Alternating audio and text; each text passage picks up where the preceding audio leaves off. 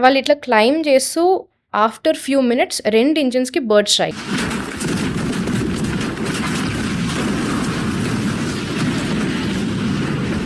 Actually నా channel 6-7 years నుంచి ఉంది. స్టార్టింగ్ నుంచి నా ఆడియన్స్‌కి ఒక డౌట్ ఉంది. చాలా మంది కామెంట్ చేశారు. ఓకే. గాల్లో ఉన్నప్పుడు ఫ్లైట్ ఇంజిన్స్ అయిపోయినా, ఫ్యూయల్ అయిపోయినా ఏంటి పరిస్థితి? ఇప్పుడు మీకు ఏ కార్ ఇష్టం? నాకా రోల్స్ రాయ్స్ అంటే ఇష్టం. ఎందుకు? నా దగ్గర లేదు కాబట్టి. జెండర్ డిస్క్రిమినేషన్ అంటే ఏవియేషన్ ఫీల్డ్‌లో కన్నా బయట ఎక్కువుంటది. Lot of people can't comprehend అమ్మాయి పైలటా? లేదు లేదు క్యాబిన్ క్రూ అయి ఉంటది అని. So they just assume or they double check పైలటా? క్యాబిన్ క్రూవా? And then I tell pilot. They are like you fly a plane. I'm like yah! I mean at least I got trained for it. యూఎస్‌లో ఏంటంటే అక్కడ ఒక చిన్న aircraft కొనుక్కొని you can just fly for fun. Sunday, Saturday అట్లా ఒక 1-2 hour flight వెళ్ళి ఒక దగ్గర ల్యాండ్ అయ్యి అక్కడ బ్రేక్‌ఫాస్ట్ తిని మళ్ళీ ఇంటికొచ్చేయడం అట్లా చాలా ఉంటది. ఈవేళ మనం 17 సంవత్సరాలకే ఫ్లైట్ నడిపిన రీతు గారితో ఉన్నాం. ఒకసారి మా ఆడియన్స్‌కి ఇంట్రొడ్యూస్ చేసుకోరా? సో, నా పేరు రితు రెడ్డి. నేను ఒక కమర్షియల్ పైలట్ లైసెన్స్ హోల్డర్‌ని. నా licence I got it from USA. ఫ్లోరిడాలో నేను ఫ్లయింగ్ చేశాను. For the last 3 years I've been a ground instructor teaching people the theory part of aviation. Hopefully next year airlines is the plan. Okay. అంటే ఇప్పుడు 17 ఇయర్స్‌కే మీరు హ్మ్. Flight నడిపారన్నారు కదా! ఆ! జనరల్‌గా అందరూ ట్రైనింగ్ తీసుకుంటే అదే ఏజ్ గ్రూప్‌లో నడుపుతారా? లేకపోతే మీరు ఫాస్ట్‌గా నడిపారా? సో, మినిమమ్ రిక్వైర్మెంట్ ఇండియాలో పైలట్ అవ్వడానికి 12థ్ అంటే ఇంటర్ సెకండ్ ఇయర్. సో, నాది ఇంటర్ అయిపోయిన తర్వాత చాలామంది డిగ్రీ చేస్తారు. ఎందుకంటే ఇది ఒక ఎక్స్‌పెన్సివ్ కెరియర్ కాబట్టి బ్యాకప్ కోసం. బట్ నాకు అప్పుడు ఫ్యామిలీ వాస్ సపోర్టివ్. అంటే నార్మల్లీ పైలట్ అంటే అంత ఎక్స్‌పెన్సివ్ ప్లస్ అమ్మాయి అది కూడా తెలుగు హౌస్ హోల్డ్ అమ్మాయి ఇంతెందుకు ఖర్చు పెడుతున్నావు అట్లా ఔట్ సైడ్ పీపుల్ చాలామంది అన్నారు. బట్ అప్పుడు మై ఫ్యామిలీ వియర్డ్‌లీ డిఫరెంట్‌లీ ఏమన్నారంటే, ఇంటర్ తర్వాత నువ్వు ఏదైనా చెయ్యు. కానీ బీటెక్ వద్దు. ఎందుకంటే మార్కెట్ చాలా సాచురేట్ అయిపోయింది. అందరూ లైక్ ఇఫ్ ఒక్క జాబ్ కోసం 10 members are like fighting among themself. And always మా ఇంట్లో ఎడ్యుకేషన్ కొంచెం ప్రయారిటీ ఉండే. అందరిలాగా కాకుండా యాక్చువల్లీ నాలెడ్జబుల్ ఉండి, ఎడ్యుకేషన్ పైన కాన్సంట్రేట్ చేసి ఒక మంచి జాబ్ లేదా పొజిషన్ అని ఎప్పుడూ ఉండే. సో, ఏరోనాటికల్ అనుకున్నా. బట్ ఇటు ఏవియేషన్ సైడ్ అండ్ ఇంటర్ తర్వాత నేను కొంచెం తొందర ఎళ్ళా అన్నట్టు స్కూల్‌కి. సో, నా 10థ్, ఇంటర్ అన్నీ తొందర అయిపోయాయి. సో, 17 ఇయర్స్‌కి I started as soon as I turned 17 process start చేసి 3 మంత్స్ ఢిల్లీలో గ్రౌండ్ క్లాసెస్. తర్వాత యూఎస్ ఎళ్ళిపోయా అండ్ ఫ్లోరిడాలో నా ట్రైనింగ్ అక్కడ చేశా అన్నమాట. సో, నార్మల్లీ డిగ్రీ చేస్తారు. But inter is minimum. దాని తర్వాత ఎళ్ళిపోవచ్చు ఎవరైనా. ఇంటర్‌లో ఏ గ్రూప్ అయినా చదవచ్చా? ఏమైనా స్పెసిఫిక్‌గా ఈ గ్రూపే చదవాలని రూల్స్? సో, ఇంటర్‌లో ఉంది. స్పెసిఫిక్ ఏంటంటే మన ఎంపీసీ అంటారు గదా! సో, ఇంటర్‌లో మనం ఏం చేస్తామంటే అట్‌లీస్ట్ మ్యాథ్ అండ్ ఫిజిక్స్ ఉండాలి. అండ్ చాలామంది కామర్స్, ఆర్ట్స్ బ్యాక్‌గ్రౌండ్ వాళ్ళొస్తారు. సో, వాళ్ళకిప్పుడు రూల్ ఏంటంటే మీరు కామర్స్‌లో చేషినా పర్లేదు. కానీ ఎన్ఐఓఎస్ అని ఉంటది ఓపెన్ యూనివర్సిటీ. దానిలో ఫిజిక్స్ అండ్ మ్యాథ్ ఎగ్జామ్ రాయాలి. సో, బేసిక్‌గా పైలట్ అవ్వాలంటే ఫిజిక్స్ అండ్ మ్యాథ్ డెఫినెట్‌లీ కావాలి. సో, ఎంపీసీ చేయొచ్చు. ఎంపీసీ చేయాలి ఇంటర్‌లో. ఓకే. కానీ చాలామంది డిగ్రీ చేసి అంటే ఒకవేళ పైలట్ అవ్వకపోయినా డిగ్రీ హెల్ప్ అవుద్ది అని చెప్పి డెఫినెట్‌లీ. సో, లేట్‌గా వస్తారు పైలట్. అవును. సో, 23, 24 అప్పుడు స్టార్ట్ చేస్తారు వాళ్ళ జర్నీ.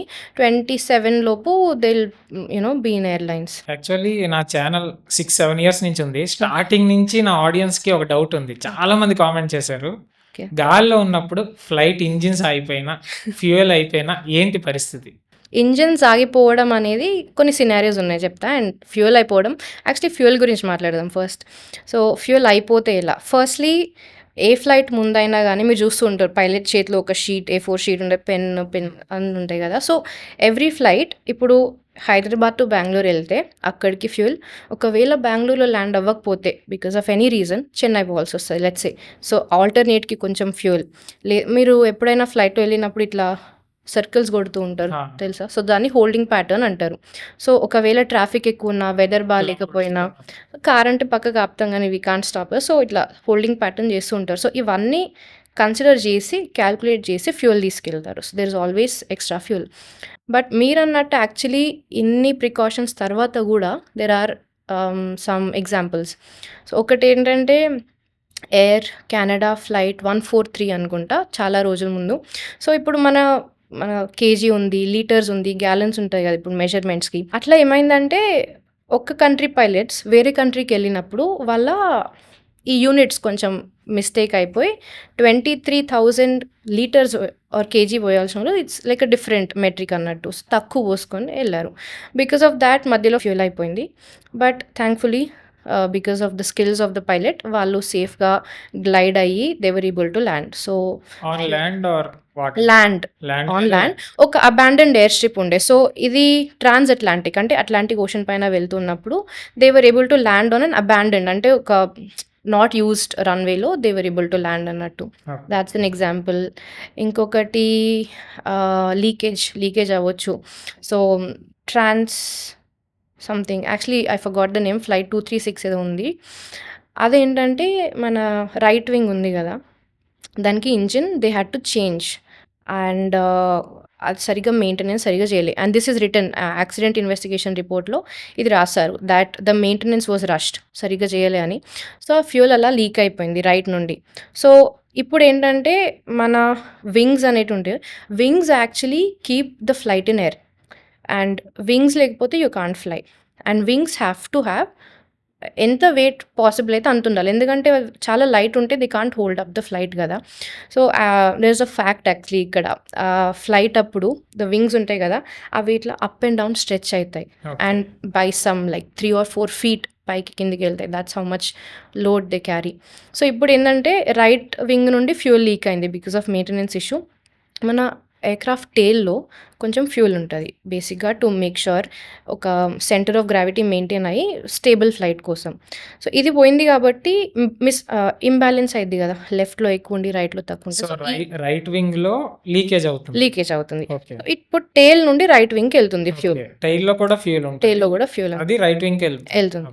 సో ఇప్పుడు ఏమైందంటే ఫ్యూల్ మెల్లిమెల్లిగా తగ్గుతుంది అండ్ ఈ ట్రాన్స్ఫర్ ఏదైతే ఉందో టేల్ నుండి ఇక్కడికి జనరలీ అది యాజ్ ఫ్లైట్ హ్యాపెన్స్ అది అవుతుంటుంది న్యాచురలీ. ఇప్పుడు ఏం లీకేజ్ లేకపోయినా, ఎందుకంటే వింగ్స్ నుండి కూడా ఫ్యూల్ ఎట్లా వెళ్ళిపోతుంది కదా. పైలట్స్ ఏమనుకున్నారంటే ఇది నార్మల్ ప్రాసెసే వెనుక నుండి ముందుకు రావడం అని. వాళ్ళు ఒకటి ఉంటుంది కాన్ఫర్మేషనల్ బయస్ అని, సో కొంచెం సైకాలజీ కూడా చదువుకోవాల్సి ఉంటుంది. ఏంటంటే ఇప్పుడు ఏం ఇన్సిడెంట్ జరిగినా అది మనకు అనుకూలంగానే జరుగుతుంది, ఏం అవ్వట్లేదులే, దాన్ని కాన్ఫర్మేషనల్ బయాస్ అంటారు. సో పైలట్స్ కూడా ఓకే ఏం అవ్వట్లేదు అని they were letting it go and right engine shut down అయింది and half an hour later left engine కూడా షట్ డౌన్ అయింది. This flight was from South America to Europe, ఏదో Lisbon something or Portugal. And వాళ్ళు Atlantic ocean పైనే they had to divert and ఆ plane 120 kilometers glide అవుతూ వచ్చింది. So ఒక glide ratio అని ఉంటుంది.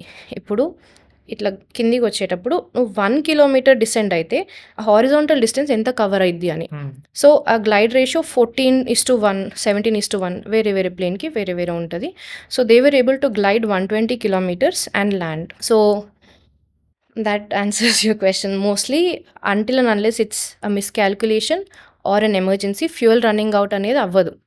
సో అండ్ అయినా కూడా పైలట్స్ ట్రైన్ ఫర్ ఇట్ కదా, so they try and manage it. అయిపోయినా ఇంజిన్స్ ఆగిపోయినా ఫ్లైట్ గ్లైడ్ అవుతూ వెళ్తుంది, ఆ వెళ్ళే దారిలో మనం ల్యాండ్ అయ్యే స్ట్రెచ్ చూసుకోవాలి. అవును, అండ్ ఇలా పడిపోదు, లేదు పడిపోదు, ఎందుకంటే ఈ రీసెర్చర్స్ అయినా ఏరోనాటికల్ ఇంజనీర్స్ అయినా they spend years trying to build the most efficient aircraft. ఎట్లా ఎఫిషియంట్ అంటే ఇప్పుడు మీరు చూస్తుంటారు ఎయిర్క్రాఫ్ట్ ఒక చిన్న పార్ట్ ఉన్నా కానీ ఇట్లా దానికి స్మూదన్ చేస్తారు, సో ఏరోడైనామిక్స్ అంటారు. So they try to make the plane as aerodynamic as possible. So ఇలాంటి ఏమైనా అయినా కానీ బేసికలీ ఒక కైట్ మనం పేపర్ ప్లేన్ చేస్తే వెళ్తుంది కదా, సో ఎనీ ఎమర్జెన్సీ అయినా కానీ this aircraft is able to still ఎయిర్లో పోతున్న as long as it is in the air its performance is good. So దానివల్ల అది గ్లైడ్ అవుతూ వెళ్తుంది, but it won't like suddenly drop. Yeah, and మీరు ఇంకొకటి అడిగారు ఇంజిన్ ఫెయిల్ అయితే. సో రెండు సేమే కదా, ఫ్యూల్ అయిపోతే ఇంజిన్ పనిచేయదు, సో ఇంజిన్ ఫెయిల్ అయినా. Yeah true. యాక్చువల్లీ ఒక కేస్ స్టడీ ఉంది, ఒక యాక్సిడెంట్ ఇన్వెస్టిగేషన్ అని, చాలా ఫేమస్ మూవీ. ఏవియేటర్స్ అయితే ఎవ్రీబడి నోస్ దట్ మూవీ, సల్లీ అని. This movie is based on something that happen in real life. న్యూయార్క్లో ఒక ఫ్లైట్ టేక్ ఆఫ్ అయింది, క్యాక్టస్ 1549 దాని కాల్ సైన్ దాని పేరు. వాళ్ళు ఇట్లా క్లైమ్ చేస్తూ ఆఫ్టర్ ఫ్యూ మినిట్స్ 2 ఇంజిన్స్కి bird strike. which okay. is something that never happened in the history of aviation. So that's the first and last time it happened.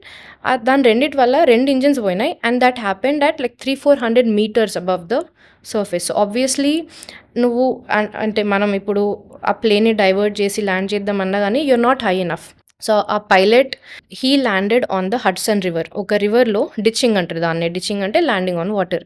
So దానిపైన land చేసి everybody safe, nobody, not even a scratch అన్నట్టు. So think that's why pilots get paid a lot to okay. Handle these things. ఇంకొక doubt వచ్చింది. ఇప్పుడు engine నుంచే current ఫ్లైట్‌కి కావాల్సిన current power అంతా generate అవుద్ది అని విన్నా. ఓకే. మరి ఇంజిన్స్ ఫెయిల్ అయితే అప్పుడు పరిస్థితి ఏంటి? ఇప్పుడు కాక్‌పిట్ అంతా పవర్ తోటే నడుస్తది. సో మీరన్నట్టు ఇంజిన్ నుండి పవర్ కాకుండా another important thing is oxygen కూడా. మనం బ్రీత్ చేసే ఆక్సిజన్ కూడా ఆ ఇంజిన్లో సెకండ్ స్టేజ్ కంప్రెసర్. మన బైక్స్లో, కార్స్లో కూడా ఉంటాయి కదా.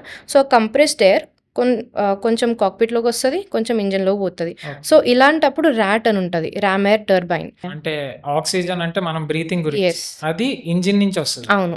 ఆ కంప్రెస్డ్ ఎయిర్ అన్నది ఫ్లైట్‌లో ఉంటదా? ఎన్వైర్న్‌మెంట్ నుంచి తీసుకుంటదా? సో బయట ఎన్వైరన్మెంట్ నుండి ఏదైతే ఉందో దట్ అది ఫ్యాన్స్ తీసుకుంటది. అది తీసుకుంటుంది. ఆ ఫ్యాన్స్ ఉన్నాయి కదా, ఆ blades are designed in such way that they take as much air as possible. అంత హైట్‌లో ఆక్సిజన్ ఉంటదా మరి? అందుకే కంప్రెస్ చేస్తాం, ఉండదు కాబట్టి అప్పుడు ఆక్సిజన్ లోపల లెవెల్. సో ఓకే, ఇక్కడ క్యాబిన్ ఆల్టిట్యూడ్ అని ఒక బటన్ ఉంటుంది. ఆ! సో ఇప్పుడు మనం హైదరాబాద్ 2000 ఫీట్ అబవ్ సీ లెవెల్కి 2000 పైన ఉంది. చెన్నై అంటే సీ లెవెల్. సో అట్లా ప్రతి ఒక్క ఆల్టిట్యూడ్కి ఒక అమౌంట్ ఆఫ్ ఆక్సిజన్ న్యాచురల్గా ఉంటుంది కదా. సో క్యాబిన్ ఆల్టిట్యూడ్ ఏంటంటే అక్కడ ఒక ఆల్టిట్యూడ్ సెట్ చేయొచ్చు. అంటే ఈ ఫ్యూసెలాజ్లో ఈ ప్యాసింజర్స్ బ్రీత్ చేసే ఆక్సిజన్ రియల్ లైఫ్ ఎన్వైరన్మెంట్లో ఎంత ఆల్టిట్యూడ్లో దొరుకుతుంది. అది according to Indian regulation 6000 to 8000 మధ్యలో ఎప్పుడు పెడతారు 8000 feet feet. Above the sea level. So మనం ఇప్పుడు ప్యాసింజర్స్గా బ్రీత్ చేసే ఎయిర్ ఏదైతే ఉందో అది ఇంటేక్ చేస్తుంది. దాన్ని ఎంత కంప్రెస్ చేసి 8000 ఫీట్లో ఎంత ఆక్సిజన్ ఉంది అంత మనకు వస్తుంది అన్నట్టు. కానీ మనం ఫ్లై చేసేది 33,000. ఎగ్జాక్ట్లీ 33,000. అందుకే సో అంటే మనకు కంప్రెస్ కావాల్సిన దానికన్నా తక్కువే వస్తుంది మనకి తక్కువే. ఫ్లైట్‌లో. బికాజ్ ఐడియల్లీ మనమైతే సీ లెవెల్ అంతా తీసుకోవాలి. బట్ ఏమైంది, ఇప్పుడు సీ లెవెల్ అంతా ఆక్సిజన్ మనకు సప్లై చేయాలంటే ఇంజిన్స్ ఇంకెక్కువ పని చేయాలి. But 6000 to 8000 is a safe limit. Okay. మనం చాలా లాంగ్ టర్మ్ కాకుండా ఒక చిన్న షార్ట్ టర్మ్ ఫ్లైట్ కాబట్టి it's a safe. Anything above that hypoxia అని ఉంటుంది. హైపాక్సియా అంటే ల్యాక్ ఆఫ్ ఆక్సిజన్. అది వస్తే it's basically not good. Consciousness పోవడం ఈజ్ ద హైయెస్ట్ అన్నట్టు. సో అది రాకుండా ఉండడానికి 6000 to 8000 అట్లా. సో మీరు చెప్పినట్టు ఎలక్ట్రికల్ ఇష్యూ వస్తే ఇట్లా ఇంజిన్స్ ఆఫ్ అయితే అంటే ర్యామ్ ఎయిర్ టర్బైన్ అని ఉంటుంది. ఈ రీసెంట్ అన్ఫార్చునేట్ ఈవెంట్ చూసే ఉంటారు గుజరాత్లో, ఎయిర్ ఇండియా. ఆ! సో అది 2 ఇంజిన్స్ పోయినాయి కాబట్టి కింది నుండి ఒక ఫ్యాన్ లాంటిది వచ్చింది. సో అదే ర్యాట్ అంటారు, ర్యామ్ ఎయిర్ టర్బైన్. అది స్పిన్ అయ్యి జస్ట్ లైక్ యువర్ మన టర్బైన్ స్పిన్ అయ్యి ఎలక్ట్రిసిటీ ప్రొడ్యూస్ చేసినట్టు it gives out like the bare minimum మన ఫ్లైట్ సస్టైన్ చేయడానికి. So that's I think the beauty of aviation. ఏది ఫెయిల్ అయినా కానీ ఒక బ్యాకప్ ఉండాలి అని every system has a backup. Engineers like make sure of it. So oxygen మనకి తక్కువ వస్తది. ఇంజిన్స్ నుంచే వస్తది. ఎస్. ఇంజిన్ ఫెయిల్ అయితే మరి అప్పుడు ఆక్సిజన్ అలాగే లోపల సో ఇంజిన్ ఫెయిల్ అయితే మీకు అందరికీ తెలుసు, అంటే whoever flu in airplane demonstration అప్పుడు అంటారు కదా ఆక్సిజన్ మాస్క్ డ్రాప్ అవుతుంది. సో క్యాబిన్ సెన్సర్స్ ఉంటాయి. Any time oxygen level drops అవి ఆటోమేటిక్గా పడిపోతాయి. సో ఇక్కడ చాలామంది ఏమనుకుంటారంటే అది పెట్టుకుంటే ఆటోమేటిక్గా ఆక్సిజన్ సర్క్యులేట్ అయిపోద్ది అనుకుంటారు. That's not the case. ఇప్పుడు ఒక పార్ట్ ఉంటుంది డెమాన్స్ట్రేషన్లో, if you noticed, pull it towards you and then put it, అంటే మీ సైడ్ లాగి పెట్టుకోండి అని. ఆ లాగడం అనేది ఏంటంటే మన ఓవర్ హెడ్ పైన లగేజ్ దగ్గర సిలిండర్స్ ఉంటాయి. ఆ సిలిండర్స్లో కొన్ని కెమికల్స్ ఉంటాయి. సో ఆ లాగడం వల్ల ఏమైందంటే కెమికల్ రియాక్షన్ స్టార్ట్ అయ్యి, ఇప్పుడు మనం ఆక్సిడేషన్ కెమిస్ట్రీలో చదువుకునే ఉంటాం, something gives rise to oxygen అని. సో ఆ పుల్లింగ్ వల్ల ఆక్సిజన్ రిలీజ్ అయ్యి we are able to breathe that. And అది కూడా that reaction doesn't sustain for hours, 15 minutesలో ఆ పైలట్ ఆ ఆల్టిట్యూడ్ నుండి ఇంకొక కింది ఆల్టిట్యూడ్ వరకు వెళ్తే you don't have to compress the air కదా, బయట నుండి ఏదో వస్తే వీ కెన్ బ్రీత్ దాట్. కానీ ఇంజిన్స్ ఫెయిల్ అయ్యాయి కదా, బయట నుంచి రాదు కదా. సో అవుట్ సైడ్ ప్రెషర్ 33,000 ఉంది, అందుకే ఇది డ్రాప్ అయ్యాయి. సో కిందికి వెళ్తే you don't have to compress it, right? So pressurization అనేది ఈక్వలైజ్ అయిపోతుంది బయటికి లోపలికి. So that's the reason emergency descent అంటారు దాన్ని. సో హైపాక్సియా అయితే ఎప్పుడైనా కానీ as soon as possible you go to a lower altitude and make sure that outside air is being circulated inside. అట్లా బయట నుండి ఎయిర్ లోపలికి వస్తే and we can breathe naturally, not from a cylinder, not from compressed. అట్లా so మనం ఆ గ్యాస్ని carry అదే కెమికల్స్ని క్యారీ చేయాలి ఎప్పటికప్పుడు, అప్పుడే ఎమర్జెన్సీ ఆక్సిజన్ ఉంటుంది. అవును. అండ్ అనదర్ రీజన్ ఎందుకు ఆక్సిజన్ సిలిండర్స్ క్యారీ చేయరంటే oxygen is highly flammable, okay. Right? So if you have a bunch of chemicals in cylinders, ఏమైనా ఇష్యూ అయినా కానీ they don't burst into flames as quickly as oxygen would. Oxygen చాలా తొందరగా fire catch అయింది కాబట్టి it's a very big fire hazard. అందుకే oxygen cylinders carry చేయరు. Okay, అదే ఫైర్ ఉంటే సపోర్ట్ చేస్తుంది. Exactly, yeah. అండ్ ఇందాక ర్యామ్ టర్బైన్ అన్నారు కదా, అవును. అంటే కాక్పిట్ కి ఇస్తుంది అని. ఒకవేళ అది కూడా పని చేయలేదు అనుకుంటున్నాను. అది కూడా ఇప్పుడు చాలా యాక్సిడెంట్స్, ఇప్పటివరకు నేను చెప్పిన యాక్సిడెంట్స్ అన్నీ they happen for the first time. Okay, pilots ఊహించండి. సో మీరు చెప్పేది కూడా it would happen for the first time. అంటే ఎందుకంటే ర్యాట్ నేను పని చేయకపోవడం అనేది కూడా చాలా రేర్ విషయం. సో అప్పుడు what would the pilots do, how would they? ఇప్పుడు ఒక ఇన్సిడెంట్ అయింది, ఆ బోయింగ్ ప్లేన్, దాని ఇంజిన్స్ 2 షట్ అయిపోయినాయి. అప్పుడు పైలట్స్ లెఫ్ట్ రైట్ యోక్ అంటారు దాన్ని, yoke control column, they were not able to control it. ఆ యోక్ వల్ల they were not able to go left right, పై పిచ్చింగ్ అప్, పిచ్చింగ్ డౌన్. ఎందుకు control చేయలేకపోతే? ఎందుకంటే హైడ్రాలిక్స్ పని చేయలేవు. ఇంజిన్ నుండి hydraulics. Exactly, yeah, so exactly. ఈజీగా ఉంటది ఇంజిన్స్ పని చేయకపోవడం వల్ల, మెకానికల్ గా. Yeah, hydraulic system shut down అయింది కాబట్టి they were not able to. Those pilots మన పవర్ ఉంటుంది కదా, యాక్సిలరేటర్ పవర్ని యూజ్ చేసి, పవర్ తక్కువ ఇచ్చి డిసెండ్ అవ్వడం, పవర్ ఎక్కువ ఇచ్చి క్లైంబ్ అవ్వడం, ఇప్పుడు లెఫ్ట్ పవర్ కట్ చేసి రైట్ ఎక్కువ పెడితే లెఫ్ట్ టర్న్ అవ్వడం, they did that and landed. So మీరు చెప్పే అవన్నీ like depends on what instrument shut down and pilots what are they, వాళ్ళ మైండ్లో ఏం జరుగుతుంది, ఓకే ఇది ఇట్లా అయితే నేనేం చేయాలి అని. But everything, I think pilots ట్రైనింగ్లో కూడా ఈ యాక్సిడెంట్స్ అన్నీ ఎవరు కవర్ చేయరు. సో వాళ్ళ ఎక్స్పీరియన్స్ నుండి ఏ సిస్టమ్కి కనెక్ట్ అయింది అండ్ ఇది షట్ అయితే ఎట్లా అనేది ఆ మూమెంట్లోనే they use their judgment and they do it. అసలు ఆ పైలట్ అవ్వాలంటే ఎంత కాస్ట్ అవుద్దండి? సో ప్రెసెంట్ సినారియో అయితే యాక్చువల్లీ 2 వేస్ ఉన్నాయి. ఒకటి కన్వెన్షనల్ అని. కన్వెన్షనల్ ఏంటంటే మీ ఎడ్యుకేషన్ తర్వాత మీరు గ్రౌండ్ క్లాసెస్ అటెండ్ అయ్యి లేదా సెల్ఫ్ స్టడీ చేసి ఎగ్జామ్స్ క్లియర్ చేసి మీరే ఒక ఫ్లయింగ్ స్కూల్ వెతుక్కొని సిపిఎల్ వస్తుంది. అది ఇండియాలో వస్తే ఇండియన్ సిపిఎల్ వస్తుంది. బయటి కంట్రీకి వెళ్ళడానికి చాలా జనాలు ప్రిఫర్ చేస్తారు. నేను కూడా వెళ్ళా, ఎందుకంటే కొన్ని కంట్రీస్లో ఏంటంటే తొందర అయిపోద్ది, వాళ్ళ మెయింటెనెన్స్ బాగుంది అట్లా అని. సో వెళ్ళి వాళ్ళ లైసెన్స్ వస్తుంది. So you have to come back to India and convert, కొంచెం ఇక్కడ ఫ్లయింగ్ చేసి సిపిఎల్ వస్తుంది. ఈ సిపిఎల్ వేకెన్సీస్తో ఎయిర్లైన్స్కి అప్లై చేయొచ్చు. బికాజ్ ఇండియా గుడ్ థింగ్ ఏంటంటే unlike a lot of other countries, ఒక 200 hours తర్వాత మీరు ఎయిర్లైన్లోకి ఎంటర్ అవ్వచ్చు. లేదు, ఇంకొకటి ఏంటంటే టైప్ రేటింగ్ అని ఉంటుంది. ఎందుకంటే మన 200 hours ఆఫ్ ట్రైనింగ్ ఏదైతే ఉందో అది 4-seater 6-seaterలో ఉంటుంది. కానీ మనం ultimately at the end of the day we have to fly passengers, Airbus, Boeing. దానికోసం టైప్ రేటింగ్ అని. సో ఆ టైప్ ఆఫ్ ఎయిర్క్రాఫ్ట్లో మీరు ఒక రేటింగ్ తీసుకుంటారు. అది ఇంకొక అడిషనల్ 2 to 3 months ట్రైనింగ్. దాని తర్వాత మీరు ఎయిర్లైన్స్కి అప్లై చేసుకోవచ్చు. సో ఈ ప్రాసెస్ మొత్తం it depends, okay. But least non type rating Indian CPL కావాలి అంటే 60-65, విత్ టైప్ రేటింగ్ కావాలి అంటే అది 1 అవ్వచ్చు, ఎక్కువ అవ్వచ్చు.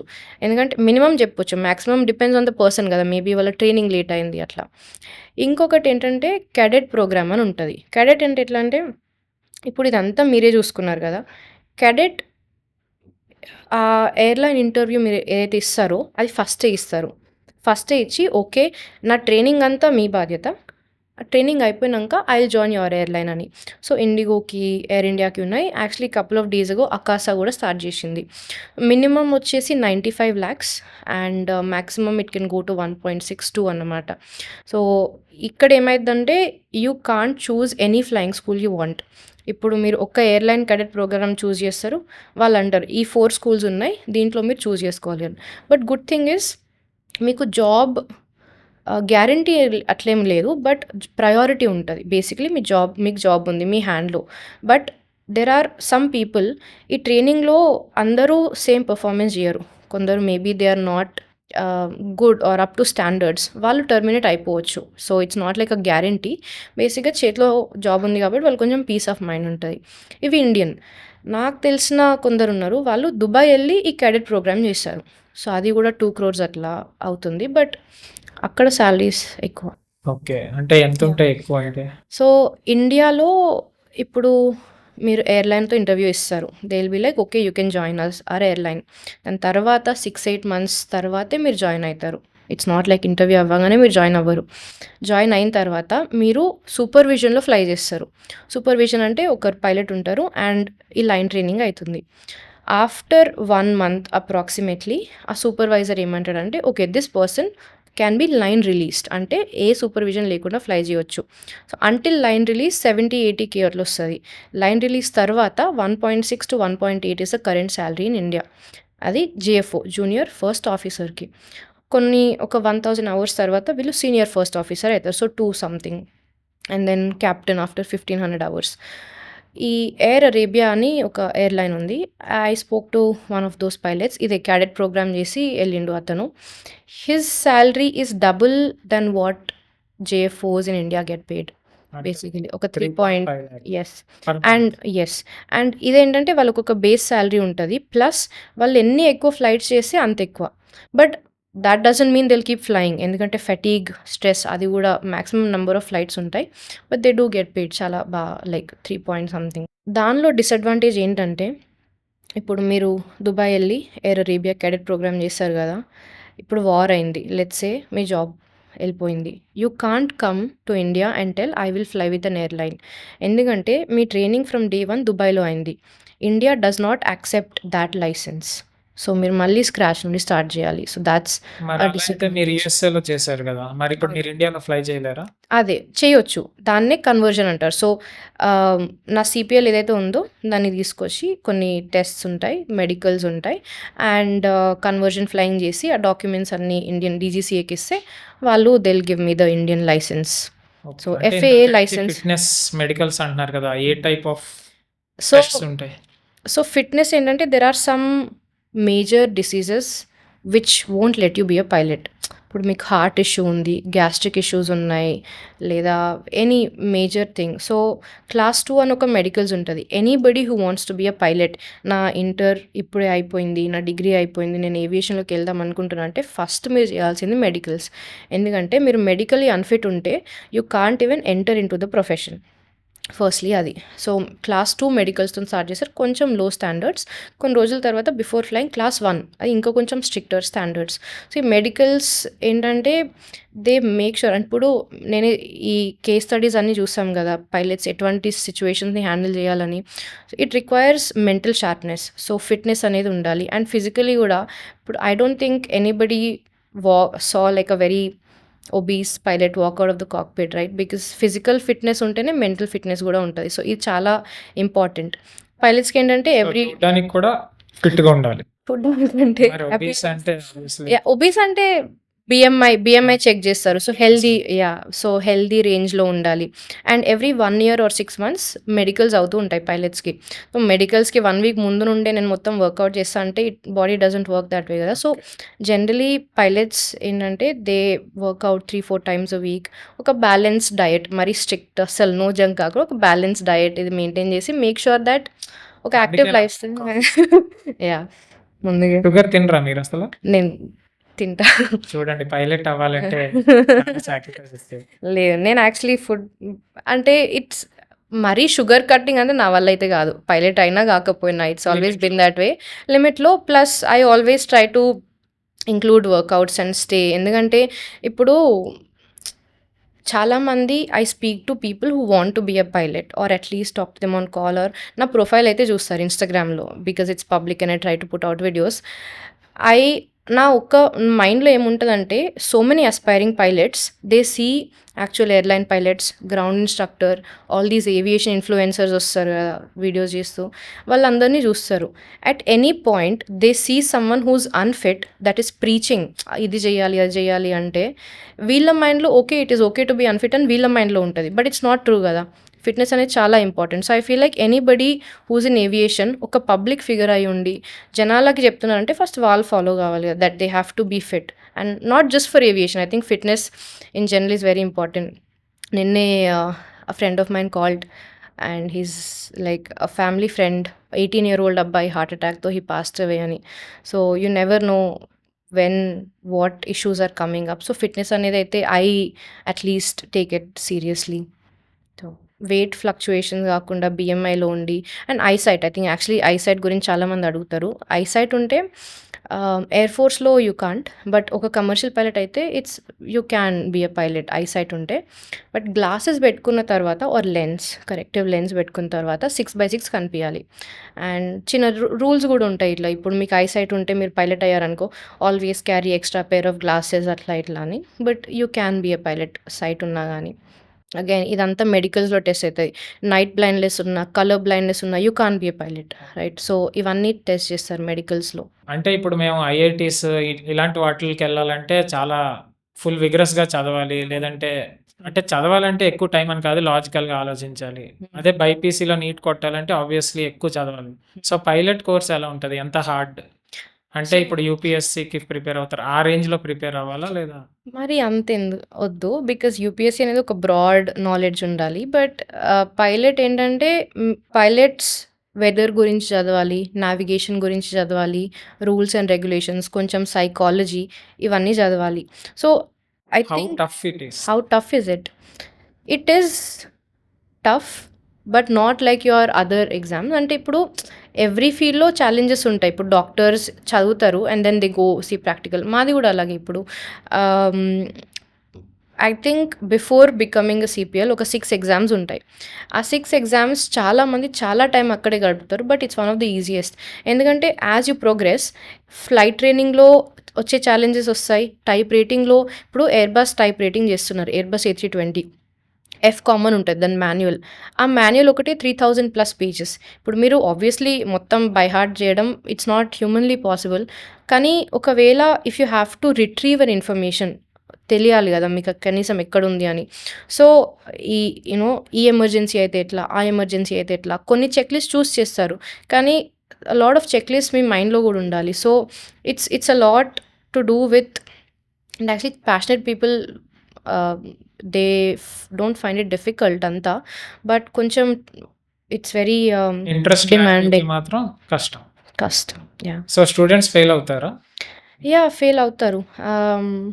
అండ్ ఐరానికలీ వాళ్ళు ఫెయిల్ అయ్యేది some of the easiest places. Like first 6 subjects ఇవ్వాలి అని చెప్పిన కదా ఎగ్జామ్. సో ఈ 6 ఎగ్జామ్స్ ఇస్తేనే మీకు లైసెన్స్ వస్తుంది ఇండియాలో. ఇక్కడే వాళ్ళు స్టక్ అయిపోతారు. ఓకే. సో ఇప్పుడు ఈ 6 ఎగ్జామ్స్ ఫ్లయింగ్ చేసిన తర్వాత ఇవ్వాలా? సో ఇప్పుడు అబ్రాడ్లో ఫ్లై చేసి వచ్చి ఇవ్వచ్చు, లేదా ఎగ్జామ్స్ ఇచ్చి వెళ్ళి ఫ్లై చేయొచ్చు. ఓకే. ఇండియాలో అయితే మోస్ట్లీ ఎగ్జామ్స్ ఇచ్చిన తర్వాత ఫ్లయింగ్ చేయమంటారు. ద రీజన్ ఇస్, అంటే మీరు ఎప్పుడు ఇచ్చినా పర్లేదు అబ్రాడ్ వెళ్తే, బట్ మీరు ఇప్పుడు సిపిఎల్, ఇండియన్ సిపిఎల్కి అప్లై చేస్తున్నారు కదా, with in the last 5 years మీరు ఈ ఎగ్జామ్స్ పాస్ అయి ఉండాలి. అండ్ 33-35 కాదు, ఇక్కడ 70% పాసింగ్ మార్క్స్. ఓకే. సో కొంచెం స్టేక్స్ ఎక్కువ ఉంటాయి. అందుకే చాలామంది ఇక్కడే కొంచెం స్టక్ అయిపోతారు స్టార్టింగ్ కాబట్టి. సో ఈ 6 ఎగ్జామ్స్ ఇయర్లీ వన్స్ కండక్ట్ చేస్తారా, లేదా మనమే స్లాట్స్ బుక్ చేసుకుని వెళ్ళి రాయాలి? అసలు ప్యాటర్న్ ఎలా? సో ఎవ్రీ మంత్ ఉంటాయి అనుకోండి, అంటే రెగ్యులర్ ఉంటుంది, ఆన్ డిమాండ్ అట్లా ఉంటాయి. బట్ ఎవ్రీ మంత్ ఒక ఎగ్జామ్. యాక్చువల్లీ ఇవాళ ఎగ్జామ్ ఉంది. మా స్టూడెంట్స్ ఫోన్ చేసి, మ్యామ్ అయిపోయింది ఎగ్జామ్, బాగా రాసామన్నా చూద్దాం. సో రిజల్ట్ టైం పడుతుందా లేదా ఆన్లైన్? ఆన్ డిమాండ్ ఎగ్జామ్ అని ఒకటి ఉంటుంది, దానికి రిజల్ట్స్ 2 days. రెగ్యులర్ ఎగ్జామ్ అని ఉంటుంది, దానికి రిజల్ట్ 4 daysలో వచ్చేస్తుంది. టెక్స్ట్ మెసేజ్లో వస్తుంది. MCQA most exams in aviation are MCQ. So అది కొంచెం maybe that makes it little easier I guess. Job opportunities ఎలా ఉంటాయండి? అంటే ఎక్కువ జాబ్స్ ఉండి తక్కువ పైలట్సా, లేదా ఎక్కువ పైలట్స్ ఉండి తక్కువ జాబ్స్? సో ఒకప్పుడు మేబీ ఒక 5 to 10 years ముందు ఏంటంటే అంత క్రౌడెడ్ లేకుండే ఈ ఫీల్డ్. కానీ ఇప్పుడు there are thousands of pilots. Every December ending అప్పుడు DGCA, directorate general of civil aviation, వాళ్ళు ఒక డేటా రిలీజ్ చేస్తారు. ఈ ఇయర్ ఎంతమందికి CPL, commercial pilot license issue చేశామని. అది ఎవ్రీ ఇయర్ పెరుగుతుంది. సో ఇక్కడ కూడా ఓవర్ క్రౌడింగ్ అవుతుంది. ఆపర్చునిటీస్ చూస్తే, ఆపర్చునిటీస్ ప్యూర్లీ ఏంటంటే ఎయిర్లైన్ పైన డిపెండ్ అవుతాయి. ఇప్పుడు ఒక ఎయిర్‌లైన్ అది అంటే ఎన్ని ఎయిర్‌క్రాఫ్ట్స్ ఉన్నాయి వాళ్ళకి, ఇంకా ఎన్ని కొత్త ఎయిర్‌క్రాఫ్ట్స్ తీసుకుంటున్నారు. ఈ ఒక్కొక్క ఎయిర్‌క్రాఫ్ట్‌కి జనరల్లీ 10-12 పైలట్స్ హైర్ చేస్తారు. రైట్.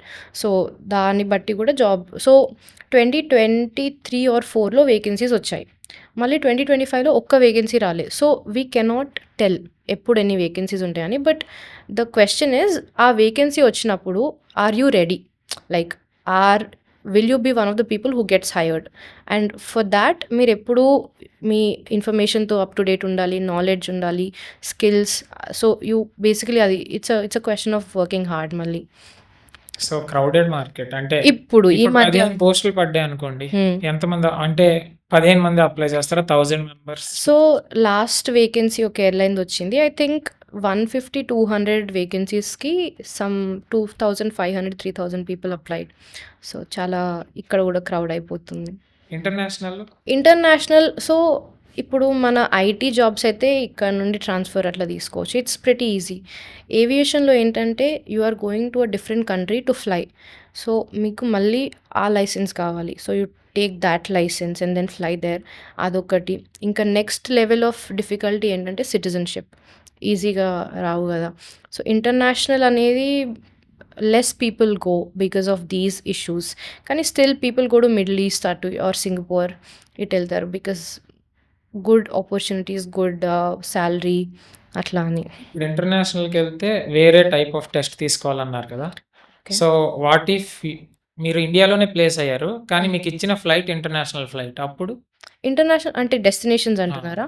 అది ఎవ్రీడే అయితుంటది. సో, దానికి డొమెస్టిక్ కూడా ఏమైనా సెపరేట్ లైసెన్స్ సో, తీసుకోవాలా? లేదు సెపరేట్ లైసెన్స్ ఏమొద్దు. As long as you are operating for an airline of your country you are fine. Okay. Obviously international trips ఉంటాయి. బట్ దానికి ట్రైనింగ్ అంటే ఆ ఎయిర్‌పోర్ట్ ఇలా ఉంది, ఆ ఎయిర్‌పోర్ట్ డయాగ్రామ్ మీరు చాలా సార్లు వినే ఉంటారు. రన్‌వే బదులు టాక్సీవే పైన ల్యాండ్ చేశారు అని. ఎందుకు అంటే ఫెమిలియరైజ్ అవ్వరు. And it's I think not to blame the pilot but when you go to a new environment కొంచెం అదే. అన్‌ఆర్గనైజ్డ్‌గానే ఎక్స్‌పీరియన్స్ ఉంటారు. లేకపోవడం. కొత్త ప్లేస్ యాహ్! కాబట్టి సో, కొంచెం డిసార్గనైజ్డ్‌గానే ఉంటారు కాబట్టి. So, main thing is airport ఏ ప్రొసీజర్స్ ఉన్నాయి. మీరు ఏ ప్రొసీజర్ చేయడానికి ఎక్స్‌పెక్ట్ చేస్తున్నారు. Like what would they tell you to do? ఏ టైప్ ఆఫ్ అప్రోచ్ లేదా టాక్సీవే ఎలా ఉంది? మీకు మీ ఎయిర్‌లైన్స్‌కి నార్మల్లీ ఏ స్టాండ్స్ ఇస్తారు? దానికి రూట్ ఎలా? సో, ఈ బేసిక్ థింగ్స్ అన్నీ కొంచెం చూసుకొని you will have to go and SOPs ఉంటాయి. Standard operating procedures. మీరు ఏ కంట్రీకి ఫ్లై చేసే ముందైనా you will have to see these things and then go. మీరు ఏది ప్రిఫర్ చేస్తారు? డొమెస్టిక్ ఫ్లై చేయడానికా? ఇంటర్నేషనల్ ఫ్లై చేయడానికా? నేను అట్ ఫస్ట్ ఎయిర్‌లైన్ ఫ్లై చేయడానికి ప్రిఫర్ చేస్తున్నా. Okay. Will see but later. Given preference. I would prefer international. ఎందుకంటే I've seen a lot of my friends ఇండియాలో డొమెస్టిక్ ఫ్లైట్స్ ఏమైతుందంటే మీరిప్పుడు రిపోర్టింగ్ చేస్తారు. డ్యూటీ టైమ్ స్టార్ట్ అవుతుంది. కొంచెం ఫ్లైట్‌కి ముందు ప్రెప్ అనేది అయితే ఆబ్వియస్లీ చేయాలి. తర్వాత ప్రిపరేషన్ కొంచెం ఇట్లా ఏ ప్రొసీజర్ చేయాలి, ఎక్కడి నుండి ఎక్కడికి, ఎంత ఆల్టిట్యూడ్ వెళ్ళాలి, ఏ రూట్ వెళ్ళాలి ఇదంతా చేసుకోవాలి. తర్వాత ఫ్లైట్ టైమ్ స్టార్ట్ అవుతుంది. You take off and then you land right the whole flight. International ఏమైతుందంటే మీ క్రూజింగ్ టైం అంటే గాల్లో ఎక్కువసేపు ఉంటారు కదా! అది కొంచెం less stressful phase of the flight. Domestic fly చేస్తే ఏమైతుందంటే ఇప్పుడు హైదరాబాద్ నుండి బెంగుళూరు 50 మినిట్సే. ఈ 50 మినిట్స్‌లో మీరు క్లైంబ్ చేయాలి. ఆ 10 minutes short cruising and then మళ్ళీ ల్యాండ్ చేయాలి. This climb, take off, climb and landing these are one of the most stressful phases of any flight. And imagine ఒక్క పైలట్ ఒక్క రోజులో 3-4 టైమ్స్ ఈ సైకిల్ చేస్తుంటే వాళ్ళు చాలా స్ట్రెస్‌లో ఉంటారు. రైట్. అందుకే domestic pilots are generally like extremely stressed. ఆ ఎయిర్ అరేబియా పైలట్ అని చెప్పాను కదా! So, these people fly 8 hour flights. Africa అయినా, రష్యా అయినా. సో, వాళ్ళకేంటంటే take off, cruise and then they cruise for 5-6 hours. And this person was complaining చాలా boring ఉంటది అది ఇది అని. But I think that's better in terms of stress. And so, ఆ క్రూజింగ్‌ని ఆటో పైలట్ మోడ్‌లో పెట్టొచ్చా? పెడతారు. ఆటో పైలట్‌లోనే పెడతారు. అందుకే స్ట్రెస్ తక్కువ. అదే అంతే. ఆటో పైలట్ లేకపోతే స్ట్రెస్సేనా అది కూడా? ఆటో పైలట్ లేకపోతే మాన్యువల్ ఫ్లైయింగ్‌కి చాలా it takes a lot of effort mental and physical కాబట్టి autopilot. And the reason autopilot ఎందుకంటే ఇప్పుడు మీరు ఒక్క ప్లేస్ నుండి ఇంకో ప్లేస్‌కి వెళ్తున్నారంటే చాలా ఫ్యూయల్ గానీ ఇప్పుడు చెప్పాను ఫ్యూయల్ లీక్ అవుతుంది అని. ఆ ఫ్యూయల్ ఒక్కొక్క చెక్ పాయింట్‌కి ఫ్యూయల్ ఎంతుంది? మీ డిస్టెన్స్ ఎంత ట్రావెల్ అయ్యారు? మీ రూట్ కరెక్ట్ ఉందా? మీ ఆల్టిట్యూడ్ కరెక్ట్ ఉందా? ఇవన్నీ చెక్ చేయాలి. సో, ఆటో పైలట్ పెట్టడం ఏంటంటే it is only to reduce the load mode of pilot. So, the pilot can concentrate on other things. Okay. Checks so అన్నీ పైలటే చేసుకోవాలి. చేస్తారు. యెస్. పైలట్‌లో కూడా. యెస్. అదే చెక్స్. నార్మల్‌గా ఫ్లై చేస్తే ఫ్లై చేస్తూ చెక్ చేయాలి. యెస్. సో, అది ట్రైనింగ్‌లో మేము చేస్తాం. మాకు ఆటో పైలట్ ఆబ్వియస్లీ లేకపోతుండే. చిన్న ప్లేన్ లైక్ ఒక ఓకే. 1000, 1500 కేజీస్‌ది. సో, అప్పుడు we had to do everything manually. Good thing is చిన్న ప్లేన్ కాబట్టి అంత చెక్స్ ఉండకపోతుండే. మాకు కొన్ని ఒక 4-5 చెక్స్ ఉంటుండే and we would do it మాన్యువల్లీయే. సో, అంటే స్ట్రెస్ అంతా ల్యాండింగ్ అప్పుడు, టేక్ ఆఫ్ అప్పుడు అన్నారు కదా! Mostly yes. So, auto landing కూడా వచ్చింది అని నేను విన్నాను. అవును. మరి అలాంటప్పుడు ఇంకా స్ట్రెస్ ఎందుకు? అంటే ఆటో ల్యాండింగ్ ఫెసిలిటీ అనేది it is only used in there is this thing called category 3C conditions. So, category 3C కండిషన్స్‌లో వెదర్ అంటే విజిబిలిటీ 0 అండ్ ఆర్‌వీఆర్ అని ఉంటది. Runway visual range. Basically type of visibility 0 and decision height అని కూడా ఒకటి ఉంటది. And అవి 2 0 ఉన్నప్పుడు the aircraft auto lands. But okay. It is not used generally. And auto ల్యాండింగ్‌కి కూడా ఆ pilot and the aircraft they both have to be certified for the auto land. But normally it is done by the pilots itself. The landing మాన్యువలే ఉంటది. So, డొమెస్టిక్‌లో అయితే ఈ పనే ఎక్కువ అయిపోద్ది కాబట్టి ఇంటర్నేషనల్ ప్రిఫర్ చేస్తారు. యాహ్! ఓకే. బట్ అంత ఈజీగా రాదు కదా! బికాస్ ఇనీషియల్ ఫేజెస్‌లో ఎట్లుంటదంటే బెగ్గర్స్ కాన్ బి చూజర్స్ లాగా వాళ్ళు ఏ ఫ్లైట్స్ ఇస్తే అది చేసేయాలి. But that's a job right. Okay. వాళ్ళు ఏ ఫ్లైట్స్ ఇస్తే అది షెడ్యూల్ చేసేయాలన్నారు యాహ్! కదా! సో, నాకో డౌట్ వచ్చింది. హుహు. ఫర్ ఎగ్జాంపుల్ ఒక ఫ్లైట్ ఎక్స్ అనే ప్లేస్ నుంచి వై ప్లేస్‌కెళ్తుంది. హుహు. కానీ ట్రాఫిక్ తక్కువ ఉందని చెప్పి ఆ ఫ్లైట్ క్యాన్సిల్ చేసేసారు. ట్రాఫిక్ అంటే ప్యాసింజర్సా? పాసెంజర్స్‌తో. ఓకే. సో, ఈ పైలట్‌కి రేపు వేరే రూట్‌లో అలొకేట్ చేశారు. హుహు. ఇది బోయింగ్ అనుకుందాం. రేపు హ్మ్. అలొకేట్ చేసింది ఎయిర్‌బస్. హ్మ్. అప్పుడు ఆ పైలట్‌కి ఇన్‌స్ట్రుమెంట్స్ మారిపోతాయి కదా! స్టిల్ అంటే సేమ్ ఉంటాయా 2 కంపెనీలు? సో, మెయిన్ థింగ్ ఏంటంటే ఒక పైలట్ ఎయిర్‌బస్‌లో ట్రైనింగ్ చేస్తే ఎయిర్‌బస్ ఫ్లైట్సే ఉంటాయి. బోయింగ్‌లో పెట్టరు. ఒకటి అట్లా, ఒకటి ఇట్లా అని. మెయిన్ అది. అందుకే టైప్ రేటింగ్‌లో ఒక్క ఎయిర్‌క్రాఫ్ట్ చూజ్ చేస్తారు. ఫర్ ఎగ్జాంపుల్ చాలా పెద్ద ఎయిర్‌లైన్ ఇండిగో ఉంది కదా! They have only Airbus. So, Airbus ఏదైతే ట్రైనింగ్ చేసిండ్రో దాంట్లోనే మీకు you will be scheduled. So, Airbus pilots I know someone who did type rating in Airbus. Type rating అంటే ఒకసారి ఎక్స్‌ప్లెయిన్ టైప్ రేటింగ్ అంటే ఇప్పుడు మన ప్యాసింజర్ ప్లేన్స్ ఫ్లై చేయాలి. రైట్? సో, సిమ్యులేటర్ ఉంటది. ప్రాపర్‌లీ ఫుల్ మోషన్ హైడ్రాలిక్స్‌తో which gives us the feel of actual plane. Okay. So, దీనిలో కొంచెం ఫ్లై చేయాలి సిమ్యులేటర్‌ని which gives us the experience of flying the actual plane. So, దీన్నే type rating అంటారు. ఈ టైప్ ఆఫ్ ఎయిర్‌క్రాఫ్ట్‌లో వి ఆర్ రేటెడ్ అట్లా. అంటే సో ఇప్పుడు టైప్ రేటింగ్‌లో నేను పర్ఫెక్ట్ అయితే ఏరోప్లేన్ ఆపరేట్ చేసేయగలనా?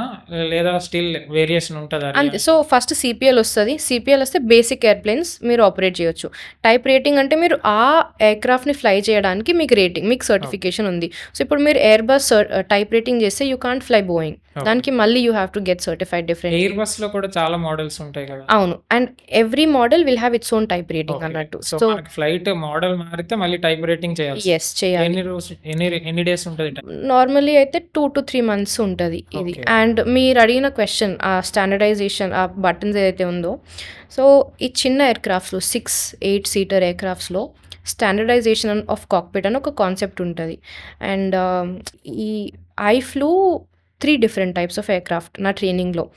అలా చాలా ఉంటాయి. కానీ పైలట్స్ ఒక్క ఎయిర్‌క్రాఫ్ట్ నుండి వేరే ఎయిర్‌క్రాఫ్ట్‌కెళ్ళి ఫ్లై చేసేటప్పుడు ఇక్కడున్న ఇన్‌స్ట్రుమెంట్ ఆపోజిట్ సైడ్‌లో ఉంటే it will be very difficult for me. మనకి అలవాటు రైట్? ప్రకారం చేయడం ఎగ్జాక్ట్‌లీ. జరిగిపోద్ది. కానీ అక్కడ వేరే పడతాయి. ఎగ్జాక్ట్‌లీ. అండ్ మనం ఫ్లై చేసేటప్పుడు కూడా మనం చూస్తూ ఉండాలి కదా ఇన్‌స్ట్రుమెంట్స్. అవి కూడా అదే ప్లేస్‌లో ఉంటే ఇట్స్ ఈజియర్ ఫర్ అస్. ఇప్పుడు మనం ల్యాండ్ చేస్తుంటాం. ల్యాండ్ చేస్తే ముందు రన్‌వే ఉంటది. So, it makes sense that the most important instruments are right in front of us. So, landing, instruments, runway. So, ఇట్లా స్టాండర్డైజేషన్ ఆఫ్ కాక్‌పిట్ చేసి ఎనీ ప్లేన్ ఏ company అయినా ఏ మ్యానుఫ్యాక్చరర్ అయినా అప్రాక్సిమేట్‌లీ సేమ్ ప్లేస్‌లో పెట్టడానికి చూస్తారు. అది ఎయిర్‌బస్, బోయింగ్ ఆబ్వియస్లీ డిఫరెంట్ ఉంటది. ఫర్ ఎగ్జాంపుల్ బోయింగ్‌లో కంట్రోల్ కాలమ్ యోక్ అని ఉంటది ఇక్కడ ముందు. కానీ ఎయిర్‌బస్‌లో సైడ్ స్టిక్ ఉంటది. అది కొంచెం డిఫరెంట్. అందుకే type rating. But mostly the main things are kept వేరే. ఇప్పుడు ఇద్దరు పైలట్స్ మధ్యలో ఇట్లా ఒక హ్యాండిల్ ఉంటది. అది థ్రస్ట్. అది అక్కడే ఉంటది. ట్రిమ్ అని ఉంటది అక్కడే. సో, మేజర్ థింగ్స్ సేమ్ ప్లేసెస్‌లో. కొన్ని అక్కడిక్కడ చేంజ్ అవ్వచ్చు పెద్ద ఎయిర్‌క్రాఫ్ట్‌లో. దానికే టైప్ రేటింగ్ కూడా తీసుకుంటారు. అంటే పైలట్ కనుక ఫ్లైట్ మారిస్తే ఎయిర్‌లైన్స్‌కే లాస్. 3 మంత్స్ మళ్ళీ ట్రైనింగ్‌లో యాహ్! అందుకే ఎయిర్‌లైన్స్ ఏం చేస్తారంటే మోస్ట్‌లీ ఒకటే ఒక్కటే టైప్. మోడల్ తీసుకుంటారు. Exactly. That saves a lot of training costs అది ఇది కూడా. నేనిప్పుడు యాక్చువల్లీ బుక్ చేసుకోవాలనుకుంటున్నాను. యాహ్! సో, ఎయిర్‌బస్‌ది బుక్ చేసుకుంటే బెటరా? బోయింగ్ సేఫా? నేను ఒకప్పుడు వెన్ ఐ స్టార్టెడ్ ఈ పైలట్ అది and I was a big Boeing fan. And actually ఇప్పుడు గూడా I would probably choose Boeing. కానీ ఈ మధ్య వై? వై? ఐ డోంట్ ఇప్పుడు మీకు ఏ కార్ ఇష్టం? నాకా రోల్స్ రాయ్స్ అంటే ఇష్టం. ఎందుకు? నా దగ్గర లేదు కాబట్టి. అట్లని గాదు. బట్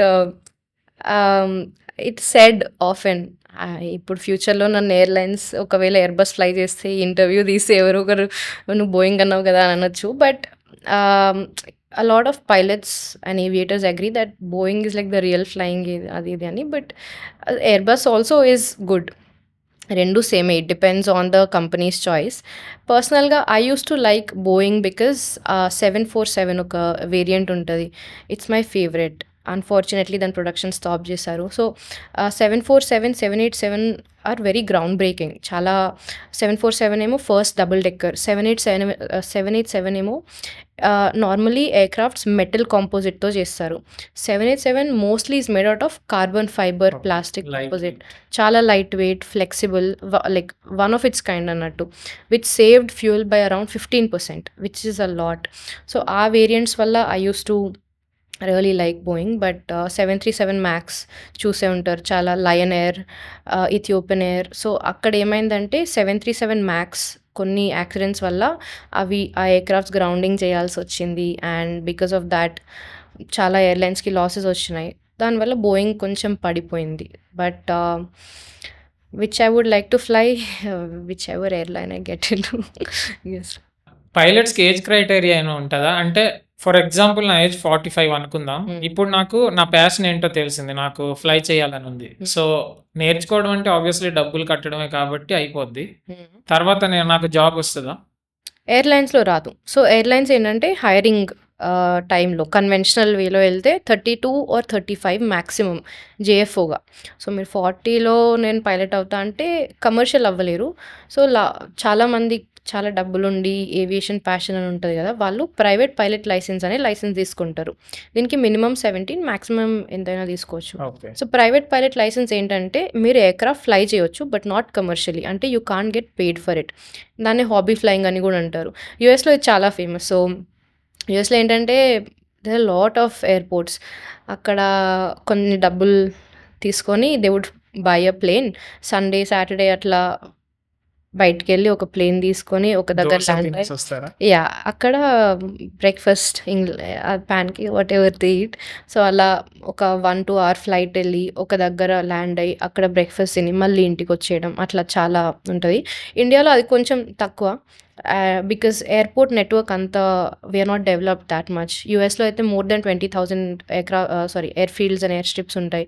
కానీ ఇక్కడ ఐ థింక్ ఇండియాలో రీసెంట్‌లీ లాస్ట్ వీక్ చదివాను నేను 400+ ఎయిర్ స్ట్రిప్స్ ఉన్నాయి. సో కమింగ్ బ్యాక్ పీపీఎల్ చేసుకోవచ్చు ప్రైవేట్ పైలట్ లైసెన్స్. అండ్ మీరు ఒక చిన్న ఎయిర్‌క్రాఫ్ట్ కొనుక్కొని you can just fly for fun అట్లా. దానికి కూడా ఏటీసీతో పర్మిషన్ తీసుకోవడం, ఫ్లై చేసినప్పుడు అలా ఉంటాయా? అలా ఏం ఇట్ లేదు. Is just like flying any other aircraft. So అంటే ఇట్ ఈస్ యూఎస్ఏలో కూడా వాళ్ళు కనెక్ట్ అవ్వాల్సిందే యెస్. చిన్న ఫ్లైట్‌కి. అంటే not all flights are in touch with ATC. అన్ని కంట్రోల్ ఫ్లైట్స్ అంటారు అవి. అన్‌కంట్రోల్ ఫ్లైట్స్ కూడా ఉంటాయి. సో ఈ కంట్రోల్ ఫ్లైట్స్ ఏంటంటే మీరు ఒక దగ్గర నుండి టేక్ ఆఫ్ చేసి వేరే దగ్గర వరకు you are talking to ATC. వాళ్ళు చెప్తున్నారు ఇక్కడికెళ్ళండి, అక్కడికెళ్ళండి అని. బట్ అన్‌కంట్రోల్డ్ ఎట్లా అంటే ఒక కామన్ ఫ్రీక్వెన్సీ ఉంటది. ఆ కామన్ ఫ్రీక్వెన్సీ అంటే ఇప్పుడు ఈ ఎయిర్‌క్రాఫ్ట్, ఈ ఎయిర్‌పోర్ట్ చుట్టుపక్కలో ఏ ఎయిర్‌క్రాఫ్ట్ ఉన్నా ఈ ఫ్రీక్వెన్సీలో ఉండండి. ఎందుకంటే ఇక్కడ టవర్ లేదు. అండ్ మీ పొజిషన్ మీరు వాలంటరీలీ చెప్పండి. సో అట్లా you are away from all the collision hazards అట్లా.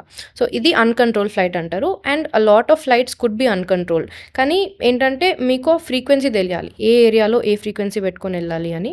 దట్స్ సీటాఫ్ అని ఉంటది. కామన్ సంథింగ్ అడ్వైజరీ ఫ్రీక్వెన్సీ అని అట్లా. ఆర్ 1 to 3.45 చాలా ఫేమస్. ఎనీ కంట్రీలో it is the inter pilot frequency అట్లా. అసలా ఏరోప్లేన్‌లో ఫ్లైట్ మోడ్‌లో ఎందుకు పెట్టమంటారు ఫోను? అసలు సిగ్నలే ఉండదు కదా ఫోన్‌కి. అంత హైట్‌లో టవర్సే సిగ్నలే రాదు. ఫ్లైట్ మోడ్‌లో పెట్టినా, పెట్టకపోయినా అంటే ఏమైనా డిఫరెన్స్ ఉంటదా? సో సిగ్నల్ ఆఫ్టర్ ఒక 4,000, 6,000 ఫీట్ తర్వాత రాదు. బట్ టేక్ ఆఫ్ అండ్ ల్యాండింగ్‌లో వస్తది కదా! ఇప్పుడు మన ఫోన్స్ వర్క్ అయ్యేది రేడియో సిగ్నల్స్ పైన. అండ్ మన ఎయిర్‌క్రాఫ్ట్ కాక్‌పిట్‌లో చాలా ఇన్‌స్ట్రుమెంట్స్ ఉంటాయి. ఇప్పుడు వెదర్ రీడర్ గానీ, ఐఎల్ఎస్ గానీ ఏదైనా గానీ అవిటికి కూడా రేడియో సిగ్నల్స్ ఒస్తాయి. ఒక దగ్గర నుండి, ఒక స్టేషన్ నుండి. So, just to be on the safe side. ఇది ముందు చాలా ఇప్పుడు చాలా తక్కువ. But just to make sure that మీ ఫోన్‌కొచ్చే సిగ్నల్స్ అవిటితో ఇంటర్ఫియర్ గాకుండా కాక్‌పిట్‌లో ఏది గూడా రాంగ్‌గా కనిపియొద్దని they tell us to put it on flight mode. Okay. So, electrical interference ఉండదు బేసిక్‌గా. ఒకవేళ పైలట్స్‌కి ఫుడ్ పాయిజన్ అయితే ఏం చేయాలి? సో, ఇది ఐ థింక్ చాలా వీడియోస్ ఉన్నాయి దీనిపైన. ఇద్దరు పైలట్స్ ఉంటారు గదా! They don't eat the same meal. Same reason. ఒకవేళ ఒక్కరికి ఫుడ్ పాయిజనింగ్ అయితే వేరే అది. So, they eat the same meal. ఆ ఇద్దరికి గూడా ఫుడ్ పాయిజనింగ్ అయితే ఎలా అని అడిగితే ఐ డోంట్ నో చూద్దాం. ఏమో క్యాబిన్‌లో ఎవరైనా యాహ్! యాహ్! ఇష్టం ఎనీబడీ హియర్ కెన్ లేనట్టుంటే ఫ్లై అని అడిగి నాకు డ్రైవింగ్ వచ్చన్నా నేను చేస్తా. కూర్చో అంటారు. లేదు. ఐ మీన్ అది చాలా రేర్ ఇద్దరికి ఫుడ్ పాయిజనింగ్ అవ్వడం. సో, ఇద్దరికి separate food. Separate meals separate food తింటారు. సో, ఒకవేళ వాళ్ళు తినే ఫుడ్‌కి ఈయనకి క్రేవింగ్ అయితే మళ్ళీ ప్రాబ్లమ్ అవుద్ది కదా! క్రేవింగ్స్ ఇంపార్టెంటా? ఫ్లైట్ ఇంపార్టెంటా? అని అడుగుతారు అంతే. మీకు ట్రైనింగ్‌లో బాగా కష్టంగా ఏమైనా టెస్ట్ అనిపించిందా? సో, ఫ్లైట్ ట్రైనింగ్‌లో ఏంటంటే యూఎస్‌లో 3 స్టేజెస్ ఉంటాయి. ఫస్ట్ ప్రైవేట్ పైలట్ లైసెన్స్ ఇంతకుముందు చెప్పిన. తర్వాత ఇన్‌స్ట్రుమెంట్ రేటింగ్ అని, తర్వాత కమర్షియల్ పైలట్ లైసెన్స్ ట్రైనింగ్ ఉంటది. ఈ టెస్ట్స్ ఏంటంటే మీరు ఒక ఎగ్జామినర్‌తో ఫ్లై చేయాలి. అండ్ ఆ 1.5 అవర్, 2 అవర్ ఫ్లైట్‌లో ఆ ఎగ్జామినర్ కొన్ని మాన్యూవర్స్ చేయమంటారు. ఈ ఫ్లైట్‌తో ఇది ఇట్లా చేసి చూయించు అని అడుగుతారు. అండ్ మీరు అది చేయాలి. సో, ఒక పీపీఎల్‌లో అయితే 3 టైప్స్ ఆఫ్ ల్యాండింగ్స్ ఉంటాయి. సీపీఎల్‌లో అయితే 4. ఇప్పుడు సీపీఎల్‌లో మనం 2 ఇంజిన్ ప్లేన్ ఫ్లై చేస్తాం. అప్పుడప్పుడు ఇంజిన్ ఫెయిల్యూర్ అయితే ఎట్లా ల్యాండ్ చేస్తావు? Engine failure with instrument approach అని. అంటే బయట చూడకుండా అప్రోచ్ చేయాలి. అట్లా different manoeuvres. So, any licence, any rating ఒక 5-9 మాన్యూవర్స్ మధ్యలో you have to show them. And ఈ డిఫికల్టీ అనేది ఒక్కొక్కరికి ఒక్కొక్క రకంగా ఉంటది. ఫర్ ఎగ్జాంపుల్ ఒక మాన్యూవర్ చెప్తా నేను. ఒక పాయింట్ ఉంటది. ఆ గాల్లో పాయింట్ చుట్టూ మీరు తిరగాలి. ఈజీ అనిపిస్తది కదా! కానీ గాల్లో ఏంటంటే you don't know which side the wind is coming from. అదొకసారి తొందర రావచ్చు, ఫాస్ట్ రావచ్చు, స్లో రావచ్చు. సో, ఇప్పుడు పాయింట్ ఉంది. మీరు ఇట్లా ఎళ్తున్నారు. మిమ్మల్ని విండ్ వెనక నుండి పుష్ చేస్తే మీరు పాయింట్ నుండి దూరంగా వెళ్ళిపోతారు. అట్లా ఉండొద్దు. టర్న్ అరౌండ్ పాయింట్ అంటే ఆ పాయింట్‌కి మీరు సేమ్ డిస్టెన్స్, సేమ్ రేడియస్‌లో ఉండాలి. సో, విండ్ ఎక్కువొస్తే తొందర తిరగడం, విండ్ తక్కువొస్తే కొంచెం లేట్ తిరగడం ఇట్లా. సో, ఈజీ మాన్యూవర్స్ అని అనిపిస్తది. But when you actually do it కొంచెం టఫే ఉంటది. నాకు టఫ్ అనిపిచ్చింది యాక్చువల్లీ నిజం చెప్పాలంటే నథింగ్ వాస్ టఫ్. అంత టఫ్ అయితే ఏమి అనిపియలేదు నాకు. Everything was challenging but fun ఉండే. నాకు ఒక ఎక్స్‌పీరియన్స్ టఫ్ అంటే నా కమర్షియల్ పైలట్ లైసెన్స్ యాక్చువల్లీ నాకు ఒక 3 ఇయర్ బ్రేక్ వచ్చింది నా సీపీఎల్ ముందు. నేను ఇండియాకొచ్చా కోవిడ్‌కి ఒక 1-2 మంత్స్ ముందు. And I had to be here for around 3 years. మళ్ళీ ఎళ్ళా యూఎస్‌కి.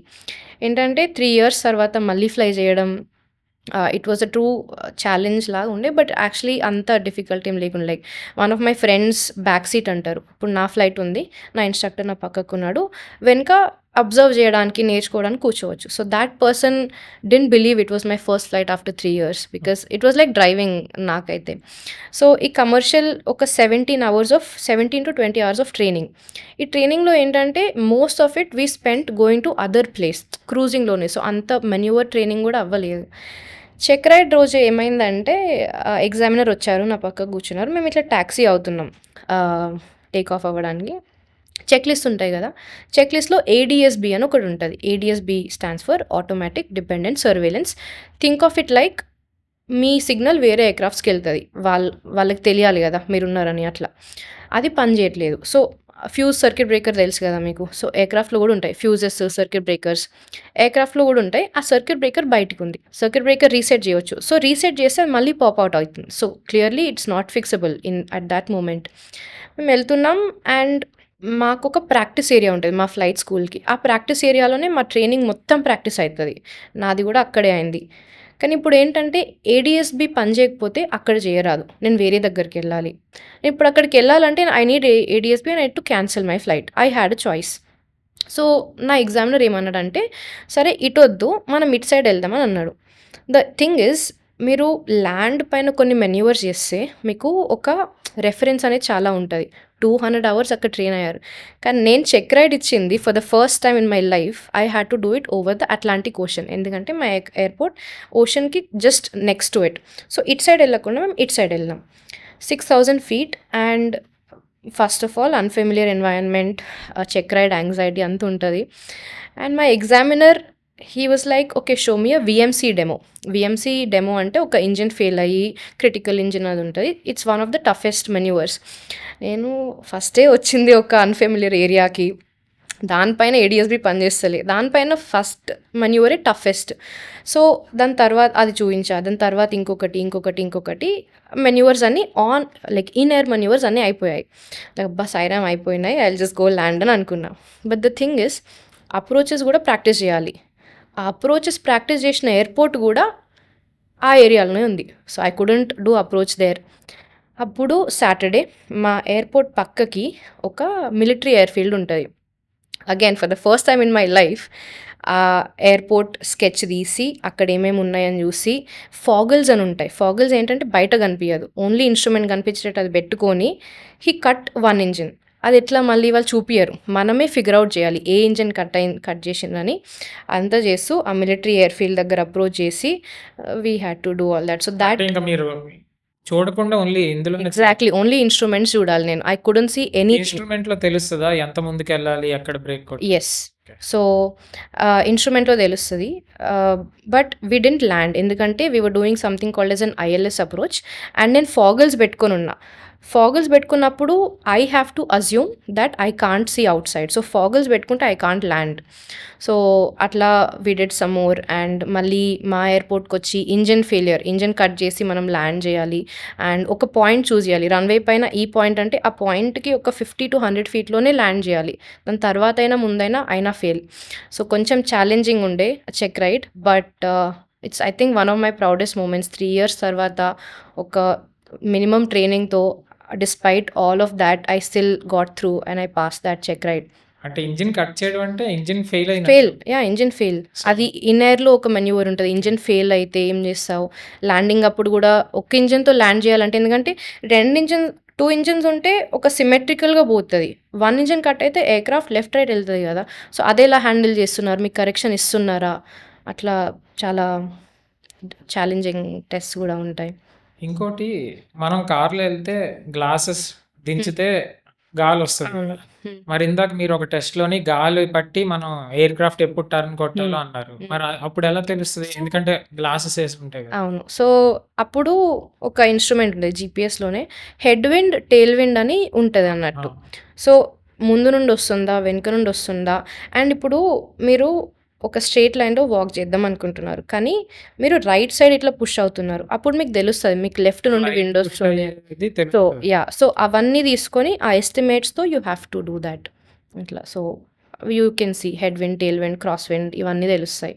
ఇప్పుడు ల్యాండ్ అయినప్పుడు ఒకవేళ టైర్స్ పంక్చర్ అయినా, ల్యాండింగ్ గేర్ ఓపెన్ అవ్వకపోయినా ఏమైనా ప్రాబ్లమ్స్ ఉంటాయా? యాహ్! ఆబ్వియస్లీ ల్యాండింగ్ చాలా కష్టమైపోద్ది. ఇప్పుడు పంక్చర్ అయితే you lose control of the aircraft. Tyre burst అవ్వచ్చు. Flames it can go into flames. And speaking of tyres, నేను ఈ సెకండ్ టైమ్ నా సీపీఎల్ ట్రైనింగ్ అప్పుడు మా స్కూల్స్‌లో సోలో ఫ్లైట్స్ ఉంటాయి. క్రాస్ కంట్రీ అంటే వేరే ఎయిర్‌పోర్ట్‌కి వెళ్ళాలి. సోలో కాకుండా ఒక సేఫ్టీ పైలట్‌ని పంపిస్తారు to make sure everything is fine. So I was supposed to go with a friend. కానీ నాకు అప్పుడే షెడ్యూల్ వచ్చింది. So he went with someone else. నా ఫ్లైట్ అయిపోయింది. నేను వచ్చా. అప్పుడే వీళ్ళు కూడా వాపస్ వచ్చారు. And I saw like a bunch of people ఒక దగ్గర గ్యాదర్ అయ్యి చాలా డిస్కస్ చేస్తున్నారు. ఏమైంది అంటే టైర్ పడిపోయింది అన్నారు. What do you mean tyre పడిపోయింది అంటే, బేసికలీ ఏమైందంటే ఆ ఎయిర్‌క్రాఫ్ట్ వస్తుండే, ల్యాండింగ్‌కి వస్తుండే. వేక్ టర్బులెన్స్ అని ఉంటది. వేక్ టర్బులెన్స్ అంటే ఒక పార్ట్ ఆఫ్ ఏరియా ఆర్ ఎయిర్‌లో ఒక ఎయిర్‌క్రాఫ్ట్ ఆర్ హెలికాప్టర్ ఎళ్తే ఆ ఎయిర్ డిస్టర్బ్ అయిపోద్ది. సో ఇమ్మీడియేట్‌లీ వేరే ఫ్లైట్ ఎళ్తే టర్బులెన్స్ వస్తది. Very bad turbulence, uncontrollable. So వీళ్ళు they got stuck in that very close to the runway. దానివల్ల like they touch down very hard and they bounced. ఈ touch down ఎంత హార్డ్ అంటే ఆ రైట్ వీల్ ఊడిపోయింది. అంటే బౌన్స్ అయితే నార్మల్లీ మళ్ళీ కిందికి రావాలంటే చాలా it be very hard on the aircraft. So వాళ్ళు దే గో అరౌండ్ చేసిండ్రు. గో అరౌండ్ చేస్తే someone saw tyre fell off. వీళ్ళకి చెప్పి మీ టైర్ పడిపోయింది అని. సో ఒక సర్కిట్ ప్యాటర్న్ చేసొచ్చి ఇట్లా లో పాస్ చేసిండు. లో పాస్ అంటే రన్‌వేకి ఒక 50-100 ఫీట్ పైన you like just fly by to check things. So ఇక్కడ ఒకరుండి చూసి యాహ్! యాక్చువల్లీ పడిపోయింది. రైట్ వీల్ లేదు అని. సో వీళ్ళు ఒక 1-2 టైమ్స్ ల్యాండింగ్ ట్రై చేశారు. అలైన్ అవ్వలే. So these people they had 80-90 hours of flying and this is the first time they have experienced it. So మళ్ళీ వచ్చి they had to land with left tyre and keep it on the left tire for as long as possible and then touch, వరకు. yeah, and then touch down with the nose wheel and then tarvata it would automatically fall. Ah. But ide like I think this is where skills come in because they came out of it without any scratch. Aircraft ki em gale majorly scratches aithe ayyayi. So these kind of things would happen. So అదే ఒకవేళ front tyre పడిపోతే అప్పుడు back tyre yeah back tyre పైన you would keep as అంటే actually landing ఎలా ఉంటుందంటే even if nothing happen to the nose wheel a good landing is set to be when you keep it on the main wheels for as long as possible and then touch the nose wheel down. So మా ట్రైనింగ్లో కూడా we are asked to keep the air craft on the main wheels for as long as possible. ఇట్లా wheel keep pulling on the control. అది ఆటోమేటిక్గా nose wheel కింద పడుతుంది. So we are set to not put a lot of pressure on nose wheel ఎందుకంటే చాలా delicate అది. Okay. ఒకవేళ pilots hijack situation వస్తే దానికి కూడా ట్రైనింగ్ ఉంటుందా? హైజాకింగ్ ఈ మధ్య I don't think are happening that much. ఇప్పుడు కాక్పిట్ డోర్ స్ట్రెంగ్థనింగ్ అని అది ఇది ఇట్స్ దేర్. ముందు it was very easy to hijack a plane. Security కూడా తక్కువ ఉండేది. బట్ ఐ డోంట్ థింక్ చాలా స్పెషల్ ట్రైనింగ్ ఏముంటుంది అని. ఓకే. అంటే ప్యాసింజర్స్ నుంచి హైజాక్ అయితే కాక్పిట్ డోర్ ఓపెన్ అవ్వనంత వరకు సేఫ్. యా పైలట్ హైజాక్ చేద్దాం అనుకుంటే పైలటే హైజాక్ చేద్దాం అనుకుంటే ఇప్పుడు ఇద్దరు ఉంటారు. ఇద్దరు హైజాక్ చేయరు కదా, ఇద్దరిలో ఒకడు ఒకరు. ఓకే. సో అప్పుడు ప్రయారిటీ ఏంటంటే you have to get this person out of the cockpit as quickly as possible. So whoever is not the hijacker వాళ్ళు క్యాబిన్ క్రూకి maybe they would call and this is my opinion. It is not in any standard this thing. So they would call the cabin crew and ఎయిర్క్రాఫ్ట్లో ఎప్పుడు cuffs ఉంటాయి, handcuffs to use against someone who's misbehaving are whatever. So maybe get this person out of the cockpit, cuff him, make him sit and do an emergency landing, give this person to police. I think that would be the procedure.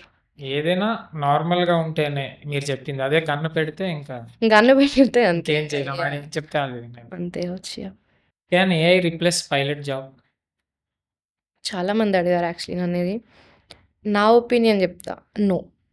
Because అంటే I would ask myself one question and people around me, would you fly in a plane where there is no pilot whatsoever? I think your answer would be yes, but I generally wouldn't. ఎందుకంటే AI will do processes but ఆ human element AI will be like this is what I should do. కానీ if saving lives is the priority, humans can think outside the box కదా. So I at least for the foreseeable future ఒక maybe 40-50 years వరకు I don't think this is happening. ఇప్పుడు ఒక ఫ్లైట్కి ఇద్దరు pilots ఉన్నారు కదా, so మీరు ఏ రీప్లేస్ చేయలేదు అంటున్నారు. సో ఇలా కూడా అవ్వచ్చు కదా, ఇద్దరు పైలట్స్కి శాలరీ ఇచ్చే బదులు ఒక పైలట్ని పెట్టి ఇంకో పైలట్ ఈ చెక్స్కి ఏఐని ఇవ్వచ్చు కదా. ట్రూ, అది అవ్వచ్చు. Okay, but not in the foreseeable future. ఎందుకంటే మీరు ఎయిర్క్రాఫ్ట్స్లో ఏ కొత్త ఇన్స్ట్రుమెంట్ పెట్టినా కానీ ఆర్ సిస్టమ్ పెట్టినా it has to undergo years of testing. ఇప్పుడు కాన్కోర్డ్ అని ఐడియా ఉంటుంది మీకు, ఆ సూపర్ సానిక్ ప్లేన్ అది ఆల్రెడీ ఉండే. The reason it was discontinued because windows shatter అవ్వడం, ఆ సానిక్ బూమ్ అవ్వడం, ప్రాబ్లమ్స్ అవుతూ ఉండే. And to build that kind of aircraft it's been 3 or 4 decades, 30-40 years అయినా బిల్డ్ చేయలేకపోతున్నారు. NASA is trying something.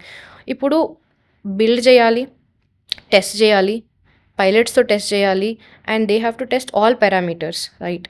So ఒకప్పుడున్న టెక్నాలజీని మళ్ళీ బిల్డ్ చేయడానికి ఇంత టైం అవుతుందంటే ఏఐని పెట్టి ఒక్క పైలట్ ఉండి మళ్ళీ that would again take a lot of years to come. Maybe it would happen, I wouldn't know because I can't predict so future. AI లేకపోయినా సింగిల్ పైలట్ తోటి ఏమైనా డిజైన్ చేస్తున్నారా? సింగిల్ పైలట్ ఫ్లైట్స్ ఉన్నాయి. So I know some people who are flying in private jet. కమర్షియల్లో లేదు. 2 pilots are always needed. అది ఇంకా long ఇట్లా 10 hours 16 hour ఫ్లైట్స్ అయితే 4 pilots, 2 ఉంటారు, 2 విల్ బి టేకింగ్ రెస్ట్. వీళ్ళ డ్యూటీ అయిపోగానే they will be replaced. So అంటే వీళ్ళు 8 hours or 6 hours okay. And ఇదయిపోయాక వీళ్ళెళ్లి yeah, they have, పడుకోమని వాళ్ళిస్తారు. and depending on the flight time వాళ్ళకి బెడ్స్ లేదా ఒక ఇన్‌క్లైన్డ్ సీట్స్ అట్లా ఇస్తారు to rest before their duty time గూడా okay. With in plane. Flight లోపలే పడుకుంటారు. ఫ్లైట్ లోపలే ఉంటది. సో, ఈ Delhi to or Mumbai to San Francisco, Bengaluru to San Francisco mostly they would have like proper beds to lie down. ఎందుకంటే for 8 hours you sit and then you go to duty is not good on pilots. Stress గూడా చాలా ఆ! ఎక్కువైపోద్ది. So, they get proper beds for proper rest. So, ఇద్దరుంటారు గదా! హ్మ్. వాళ్ళకి ఏమైనా ర్యాంకింగ్స్ ఉంటాయా? అంటే ఈయన సీనియర్, ఈయన జూనియర్ అలా ఏమైనా ఉంటాయా? అవును. So, the one who sitting on the left is always the commander. Okay. Captains ఉంటారు. 4 స్ట్రైప్స్‌తో మీరెప్పుడైనా చూస్తే దట్స్ క్యాప్టెన్. 1500 అవర్స్ తర్వాత క్యాప్టెన్ అవ్వచ్చు. రైట్ సైడ్ ఉండేవాళ్ళు ఫస్ట్ ఆఫీసర్. అది జూనియర్ ఫస్ట్ ఆఫీసర్ కావచ్చు, సీనియర్ ఫస్ట్ ఆఫీసర్. మోస్ట్‌లీ ఇలాగే ఉంటది. బట్ మేబీ ఇప్పుడు కొన్ని ఫ్లైట్స్‌లో if junior first officer is not available, airline ఇద్దరు క్యాప్టెన్స్‌ని పెట్టొచ్చు. కానీ ఎయిర్‌లైనే చెప్తది. ఈ ఇద్దరు క్యాప్టెన్స్‌లో వీళ్ళు కమాండర్. సో, వీళ్ళు లెఫ్ట్ కూర్చోవాలి, రైట్ కూర్చోవాలని. సో, ల్యాండింగ్ చేసేది ఇయన్నీ ఎవరైనా చేయొచ్చా? So, yeah! It depends. ఆ ఫ్లైట్‌లో ఇద్దరుంటారు గదా! ఒకరు pilot flying who will fly. ఇంకొకరు పైలట్ మానిటరింగ్ పీఎం అని. సో, ఒకరు ఫ్లై చేస్తే ఇంకొకరు మానిటర్ చేస్తారు అన్నీ. ఆ రెస్పాన్సిబిలిటీస్, రోల్స్ వాళ్ళిద్దరి మధ్యల for thought flight they will decide and share these. Okay. Yeah! నేను ఒక టాపిక్ చదువుతుంటే, ఒక ఆర్టికల్ చదువుతుంటే తెలిసింది. ఓకే. కొన్ని ఎయిర్‌పోర్ట్స్‌లోని ఓన్లీ లెఫ్ట్ సైడ్ కూర్చున్న వాళ్ళే ల్యాండ్ చేయాలి. రైట్ సైడ్ కూర్చున్న వాళ్ళకి ల్యాండింగ్ పర్మిషన్ లేదు అని. ఇది ఎంతవరకు నిజం? సో, లెఫ్ట్, రైట్ అని గాదు. మోస్ట్‌లీ లెఫ్ట్ ఎందుకంటారంటే క్యాప్టెన్ ఉంటారు. హ్మ్. కొన్ని ఎయిర్‌పోర్ట్స్ ఉంటాయి. ఇప్పుడు ఇండియాలోనే టేబుల్ టాప్ రన్‌వేస్ ఉంటాయి. Or there are 1 or 2 airports Lukla airport నేపాల్‌లో లేదా భూటాన్‌లో కొన్ని డేంజరస్ ఎయిర్‌పోర్ట్స్ ఉంటాయి. అక్కడ ల్యాండ్ చేయాలంటే మీకు you need special training. Not everybody can land. So, ఈ డేంజరస్ ఎయిర్‌పోర్ట్స్ దగ్గర they will tell that only క్యాప్టెనే ల్యాండ్ చేయాలి. ఆర్ ఫస్ట్ ఆఫీసర్ ల్యాండ్ చేసినా గానీ వాళ్ళకి స్పెషల్ ట్రైనింగ్ వాళ్ళు అండర్‌గో అయ్యి ఉండాలి అని వాళ్ళు చెప్తారు. సో, డేంజరస్ ఎయిర్‌పోర్ట్స్ అంటే ఏంటి? ఎందుకు డేంజర్ అవి? అక్కడ కూడా రన్‌వే ఉంటాయి గదా! రన్‌వే ఉంటాయి. So, dangerous multiple categories. ఒక రన్‌వే డిఫరెంట్ అంటే మల్టిపుల్ మౌంటైన్స్ మధ్యలో ఉంటే మీరు ఆ మౌంటైన్స్ మధ్య నుండి నావిగేట్ చేస్తూ ల్యాండ్ అవ్వాలి. ఈ మౌంటైన్స్ అనేది ఒక కొలిషన్ హజార్డ్ అలా ఉండొచ్చు. లూక్లా ఎయిర్‌పోర్ట్ ఏంటంటే apart from being in mountains ఎట్లా అంటే రన్‌వే ఎండ్‌లో ఒక గోడలా ఉంటది. సో, ఇఫ్ యూ ఓవర్‌షూట్ మీరు కొంచెం ఫాస్ట్ ఉండి if you don't stop in time you will crash అట్లా. ఇంకొకటి టేబుల్ టాప్ రన్‌వేస్ ఇప్పుడే మెన్షన్ చేశా. సో, మ్యాంగ్లూర్ టేబుల్ టాప్ అనుకుంటా. Yes. Mangalore, Kozhikode, Shimla I think. So, నార్మల్‌గా ఎయిర్‌పోర్ట్స్‌లో రన్‌వే, టాక్సీవే అన్నీ సేమ్ లెవెల్‌లో ఉంటాయి. కానీ these table top runways are ఒక 30-60 ఫీట్ పైనుంటాయి. ఒక టేబుల్‌లా బేసికలీ. సో, మన నార్మల్ రన్‌వేస్ పైన కొంచెం ఓవర్‌షూట్ అయినా you go into the grass or taxiway. కానీ ఇలా ఏంటంటే ఇట్లా చిన్న లోయలా ఉంటది. దానిలో పడిపోతారు. ఓకే. దానివల్ల ఇక్కడ యాక్సిడెంట్స్ అయ్యే ఛాన్సెస్ చాలా ఎక్కువున్నాయి. అందుకే అవి డేంజరస్ సో, అంటారు. మ్యాంగ్లూర్ గూడా ఇదే అనుకుంటా గదా! ఒక యాక్సిడెంట్ కూడా అయింది 2010లో because of they were fast and pilot కూడా some wrong decisions were taken and they over shot the runway బేసిక్గా. So, because they had to go down that height it when like accident so, అయింది అంటే break బేసిక్గా. ఎయ్యలేక ముందుకెళ్ళి అది లోయలో పడిపోయింది మ్యాంగ్లూర్. అయిపోయింది. Yeah. Okay. So, over running అంటారు దాన్నే. ఓవర్ రన్నింగ్ ద రన్వే అంటే you go outside of it. So, కోడికోడ్‌లో కూడా అదే అయింది. 2020 ఎయిర్ ఇండియా ఫ్లైట్. అక్కడ I think the runway is 30 or 60 feet above the normal surface. So, అక్కడ కూడా సిమిలర్ కైండ్ ఆఫ్ యాక్సిడెంట్ అయింది. That's why these airports are dangerous. అసలు ఏమైందో మీకు ఐడియా ఉందా? అంటే ఎందుకు స్పీడ్‌ని కంట్రోల్ చేయలేకపోయారు? ఏమైనా ఐడియా ఉందా? సో, మ్యాంగ్లూర్ దే వర్ బేసిక్‌గా మా ట్రైనింగ్‌లో ఉంటది. A good landing starts with good approach అని. ఒక స్టేబిలైజ్డ్ అప్రోచ్ మన డిసెంట్ రేట్ బాగుండడం it all of that matters. So, Mangalore ఏమైందంటే firstly captain was fatigued because dead heading అంటారు. ఇప్పుడు ఢిల్లీ నుండి బెంగుళూరు ఒక ఫ్లైట్ ఉంది. కానీ ఢిల్లీలో పైలట్స్ లేరు. పక్కన లక్నో ఆర్ కోల్కతాలో పైలట్స్ ఉన్నారు స్టాండ్ బైలో. సో, ఒక ఫ్లైట్‌లో వీళ్ళని తీసుకెళ్ళి యాస్ ప్యాసింజర్ మళ్ళీ అక్కడ నుండి ఫ్లై చేయిస్తారు. So, the captain was asked to dead head to Dubai then come. Fatigue వల్ల కొంచెం డిసిషన్ మేకింగ్ స్లో అయిపోయి and they were fast. So, first officer actually Mangalore ఆ ఇన్సిడెంట్ అయింది కదా! First officer was telling captain let's go around అని. But captain thought or made a decision that it is okay or it is fine and they try to land they were fast వాళ్ళు. So ఇప్పుడు when you turn to land the farther your turn is, ఇప్పుడు నువ్వు కొంచెం రన్వేకి దూరం turn అయితే there is a lot of time for you to just keep descending. So ఒక stabilised approach ఉంటుంది. But these people they kind of did a shorter turn, దానివల్ల they were fast, they were high. ఈ issues వల్ల they were the runway they had was not enough to come to a stop. So దానివల్ల they had to overrun. Air India in Kozhikode also something similar only happened where they didn't have enough runway to stop. జనరల్‌గా ఈ pilots ఫీల్డ్‌లో gender discrimination ఉంటదా? Gender discrimination అంటే aviation ఫీల్డ్‌లో కన్నా బయట ఎక్కువ ఉంటది. సో పర్సనలీ అయితే I feel like even when I was starting out I still remember ఒక incident. So I'm from a village, చాలా చిన్న విలేజ్ జగిత్యాల దగ్గర. ఏవియేషన్ అనుకున్నప్పుడు మా డాడీ నేను ఎటో వెళ్తుండే, ఒకరు కనిపిస్తే ఆపాం. ఆపి మాట్లాడుతుండే హీ వాజ్ ఆస్కింగ్ ఏం చేద్దాం అనుకుంటున్నారు. సో మా డాడ్ సైడ్ ఏవియేషన్. అండ్ నా ముందు మా డాడీ ముందు ఈజ్ లైక్ ఇంతెందుకు పెళ్లి చేస్తే అయిపోతుందా అది ఇది అని. సో ఫార్చునేట్లీ మా ఫ్యామిలీ అట్లేమి లేదు. సో ఫస్ట్లీ చేద్దామంటే పక్కన వాళ్ళు ఉంటారు ఎందుకు ఇంత అని. సెకండ్ ఏంటంటే a lot of people can't comprehend అమ్మాయి పైలటా, లేదు లేదు క్యాబిన్ క్రూ అయి ఉంటుంది అని. So they just assume or they double check పైలటా క్యాబిన్ క్రూవా, and then I tell pilot, they're like, you fly a plane? I'm like, yeah, I mean at least I got trained for it.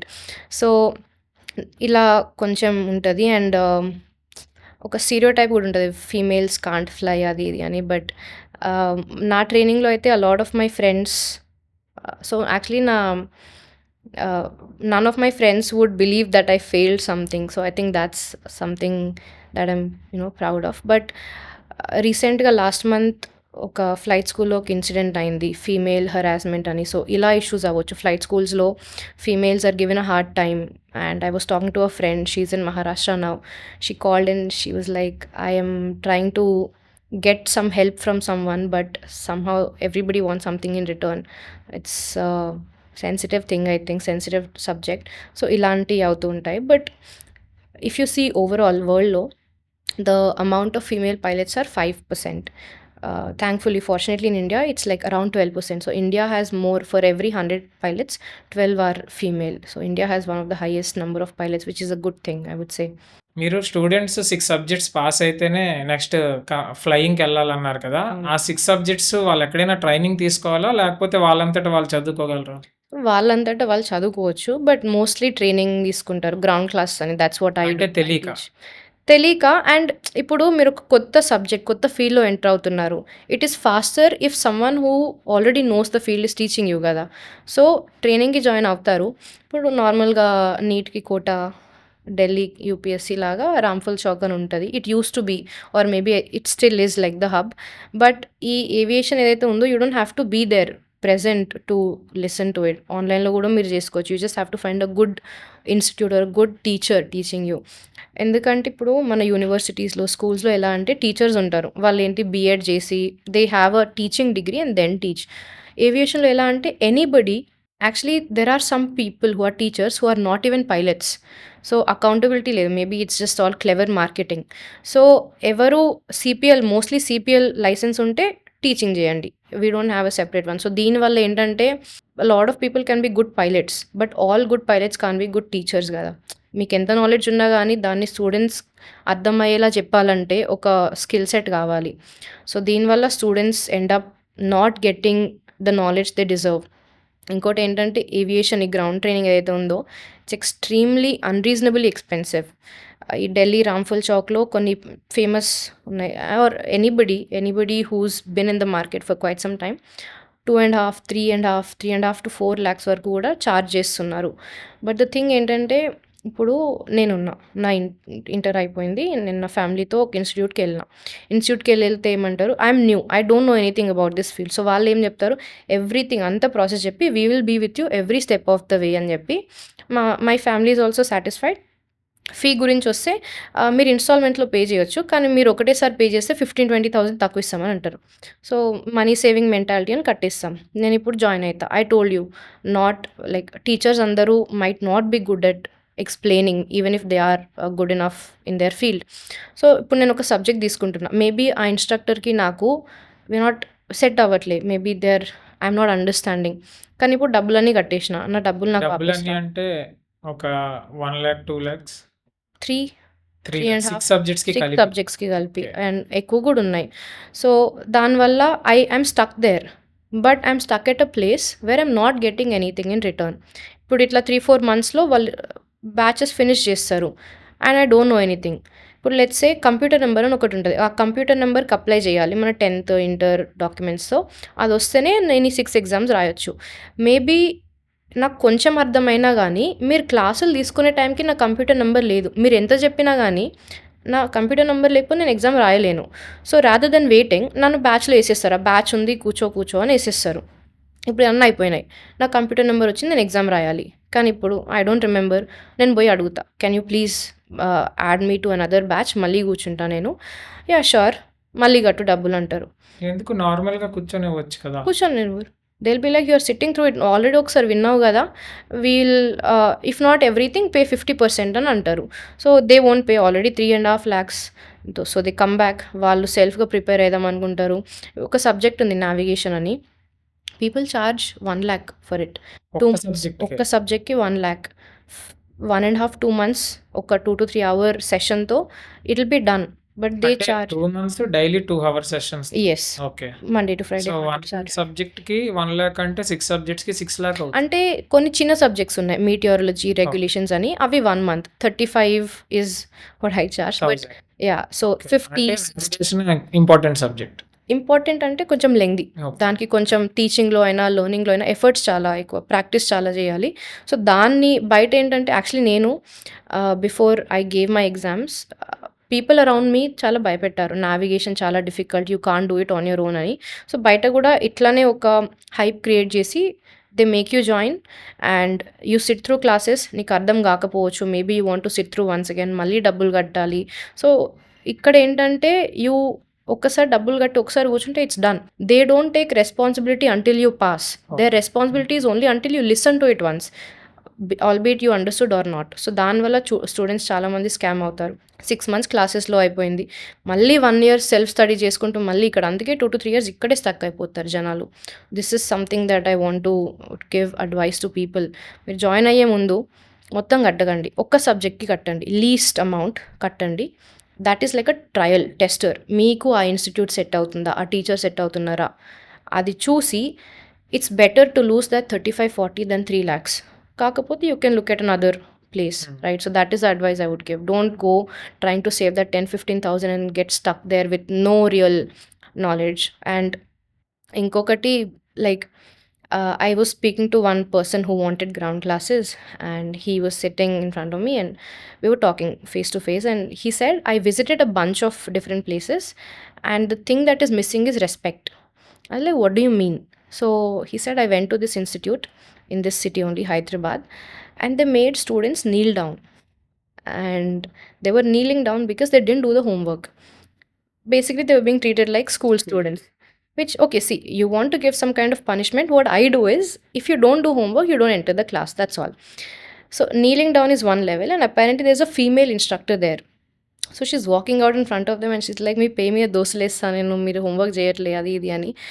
So, it was like a very unique thing for me to listen, because you are trying to make these people as professional as they can be, but you as an institute or an instructor are not professional yourself. ఎందుకంటే students learn through looking కదా. So, this I think just clever marketing is getting people into the wrong places, and they should rethink things before they join. అంటే ఇప్పుడు ఒక స్టూడెంట్‌కి అర్థం కాలేదనుకోండి, మళ్ళీ next time కూర్చొనివ్వట్లేదు కదా! మీరైతే మీరు టీచ్ చేసినప్పుడు ఆ స్టూడెంట్‌కి అర్థం కాకపోతే ఎలా డీల్ చేస్తారు? నా దగ్గరకొస్తే క్లాస్ ఉంటది. If someone don't understand they will be like pause, explain చేస్తా. And what I do is live classes ఉంటాయి, and I record that class and I send it to them after the class. So, మీకు ఏ పాయింట్లో అర్థం కాకపోయినా you can listen to it. Second thing ఏంటంటే some people who don't pass in the first time. Actually ఇప్పుడు నా navigation batch నడుస్తుంది. Half of them are people who took a break and then came back. Actually once they sat through all the subject, కానీ some personal issues వల్ల they had to step away from aviation for 6 months. వాళ్ళు మళ్ళీ వచ్చి కూర్చున్నారు, and I'm not charging anything extra. So first layer in the class, second layer I will send the link, third they can sit through the whole thing again, fourth ఏంటంటే doubt session, revision, and I make these groups. So ఈ సబ్జెక్ట్లో ఎవరెవరు ఉన్నారు, మీకు ఏ doubts ఉన్నాయి, and whatever doubts they have I will reply. And exam ముందు కూడా యాక్చువల్లీ బిఫోర్ దిస్ ఆల్సో ఇవాళ ఈవినింగ్ అండ్ ఆఫ్టర్నూన్ ఎగ్జామ్స్ ఉండే. So before coming here also I was on the call, క్యాబ్లో కూడా I was looking through information to send it to them. So that's the kind of help that I try and give. Actually మీరు చెప్పిన problem ఎవరైతే ఇన్నోసెంట్గా అంటే చదువుదామని వచ్చి class వింటారో వాళ్ళతోటి పెద్ద ప్రాబ్లం ఉండదు. వాళ్ళకి అర్థం కాకపోయినా ఆ రోజో నెక్స్ట్ డేయో మళ్ళీ అడుగుతారు. కానీ చాలామంది జాయిన్ అవుతారు కానీ క్లాస్ బంక్ కొట్టి మొత్తం అయిపోయాక నాకేం అర్థం కాలేదు అని చెప్తారు. అలాంటి వాళ్ళైతే మరి ప్రాబ్లమే కదా! So fortunately I don't have people like that. ఎందుకంటే ఐ డోంట్ మార్కెట్ మచ్. నా టీచింగ్ అని అది ఇది, నా కాంటాక్ట్స్, నాకు వచ్చే స్టూడెంట్స్ ప్యూర్లీ ఒక్కరికి నచ్చి వేరే వాళ్ళకి చెప్పి, లేదా ఒకరు నేను I used to teach somewhere word. Word of mouth వల్ల ఉంటుండే. సో అట్లా I get students. So these are people who are pretty serious అన్నట్టు. అండ్ లైక్ యూ సెడ్ చాలామంది ఉంటారు. ఇప్పుడు కాలేజ్ స్కూల్ వెళ్తాం, అటెండెన్స్ ఉంటుంది, గ్రౌండ్ క్లాసెస్ కోకపోయినా హూ కేర్స్, రైట్? అండ్ మన college exams once a year, 6 monthsకి ఒకసారి. ఇక్కడ ఏంటంటే ఎవ్రీ మంత్ ఒక అటెంప్ట్ ఉంటుంది. There is something called schooling period. మీరు ఎగ్జామ్ ఫెయిల్ అయితే 42 days వరకు you can't apply again. 2 months. వీళ్ళు మైండ్ సెట్లో ఏముంటుంది, ఓకే 2 monthsలో మళ్ళీ ఇస్తాలి అని లైట్ తీసుకుంటారు. So there are people like this who waste a lot of time, 2 to 3 years వరకు. But I think there's only so much that we as instructors also can do, right? Like if వాళ్ళకే లోపల నేను చదువుకోవాలి, నేను time waste చేయొద్దు అని లేకపోతే, no matter how much we want to help, we can't. So అక్కడే అంటే ఇందాక ఇన్‌స్టిట్యూట్స్ స్కామ్ అన్నారు కదా! స్టూడెంట్సే వినకపోతే స్టూడెంట్ ఇన్‌స్టిట్యూట్స్ మాత్రం యా ఏం ట్రూ. చేస్తారు చెప్పండి? బట్ నా దగ్గర వాళ్ళు అలా స్ట్రిక్ట్‌గా ఉంటేనే వినే ఛాన్సెస్ కూడా పెరుగుతాయి. Yeah both sides. బట్ ఆ scam is more popular because నా దగ్గరకు వచ్చే half my students are someone who's been wrong somewhere. జనరల్‌గా ఈ ఎవరికైనా స్టూడెంట్స్‌కి ఏవియేషన్‌లో డౌట్ ఉంటే మిమ్మల్ని ఎలా రీచ్ అవ్వాలి? ఇన్స్టాగ్రామ్ పబ్లిక్ ప్రొఫైల్ ఉంది @pilot ritu అని, యూట్యూబ్ ఛానల్, ఆర్ వాట్సాప్ చేయొచ్చు on 7075730737. Okay. So okay. either WhatsApp or Instagram, and I'll be happy to help. Thank you for joining our podcast. Thank you for having me. I had a great time.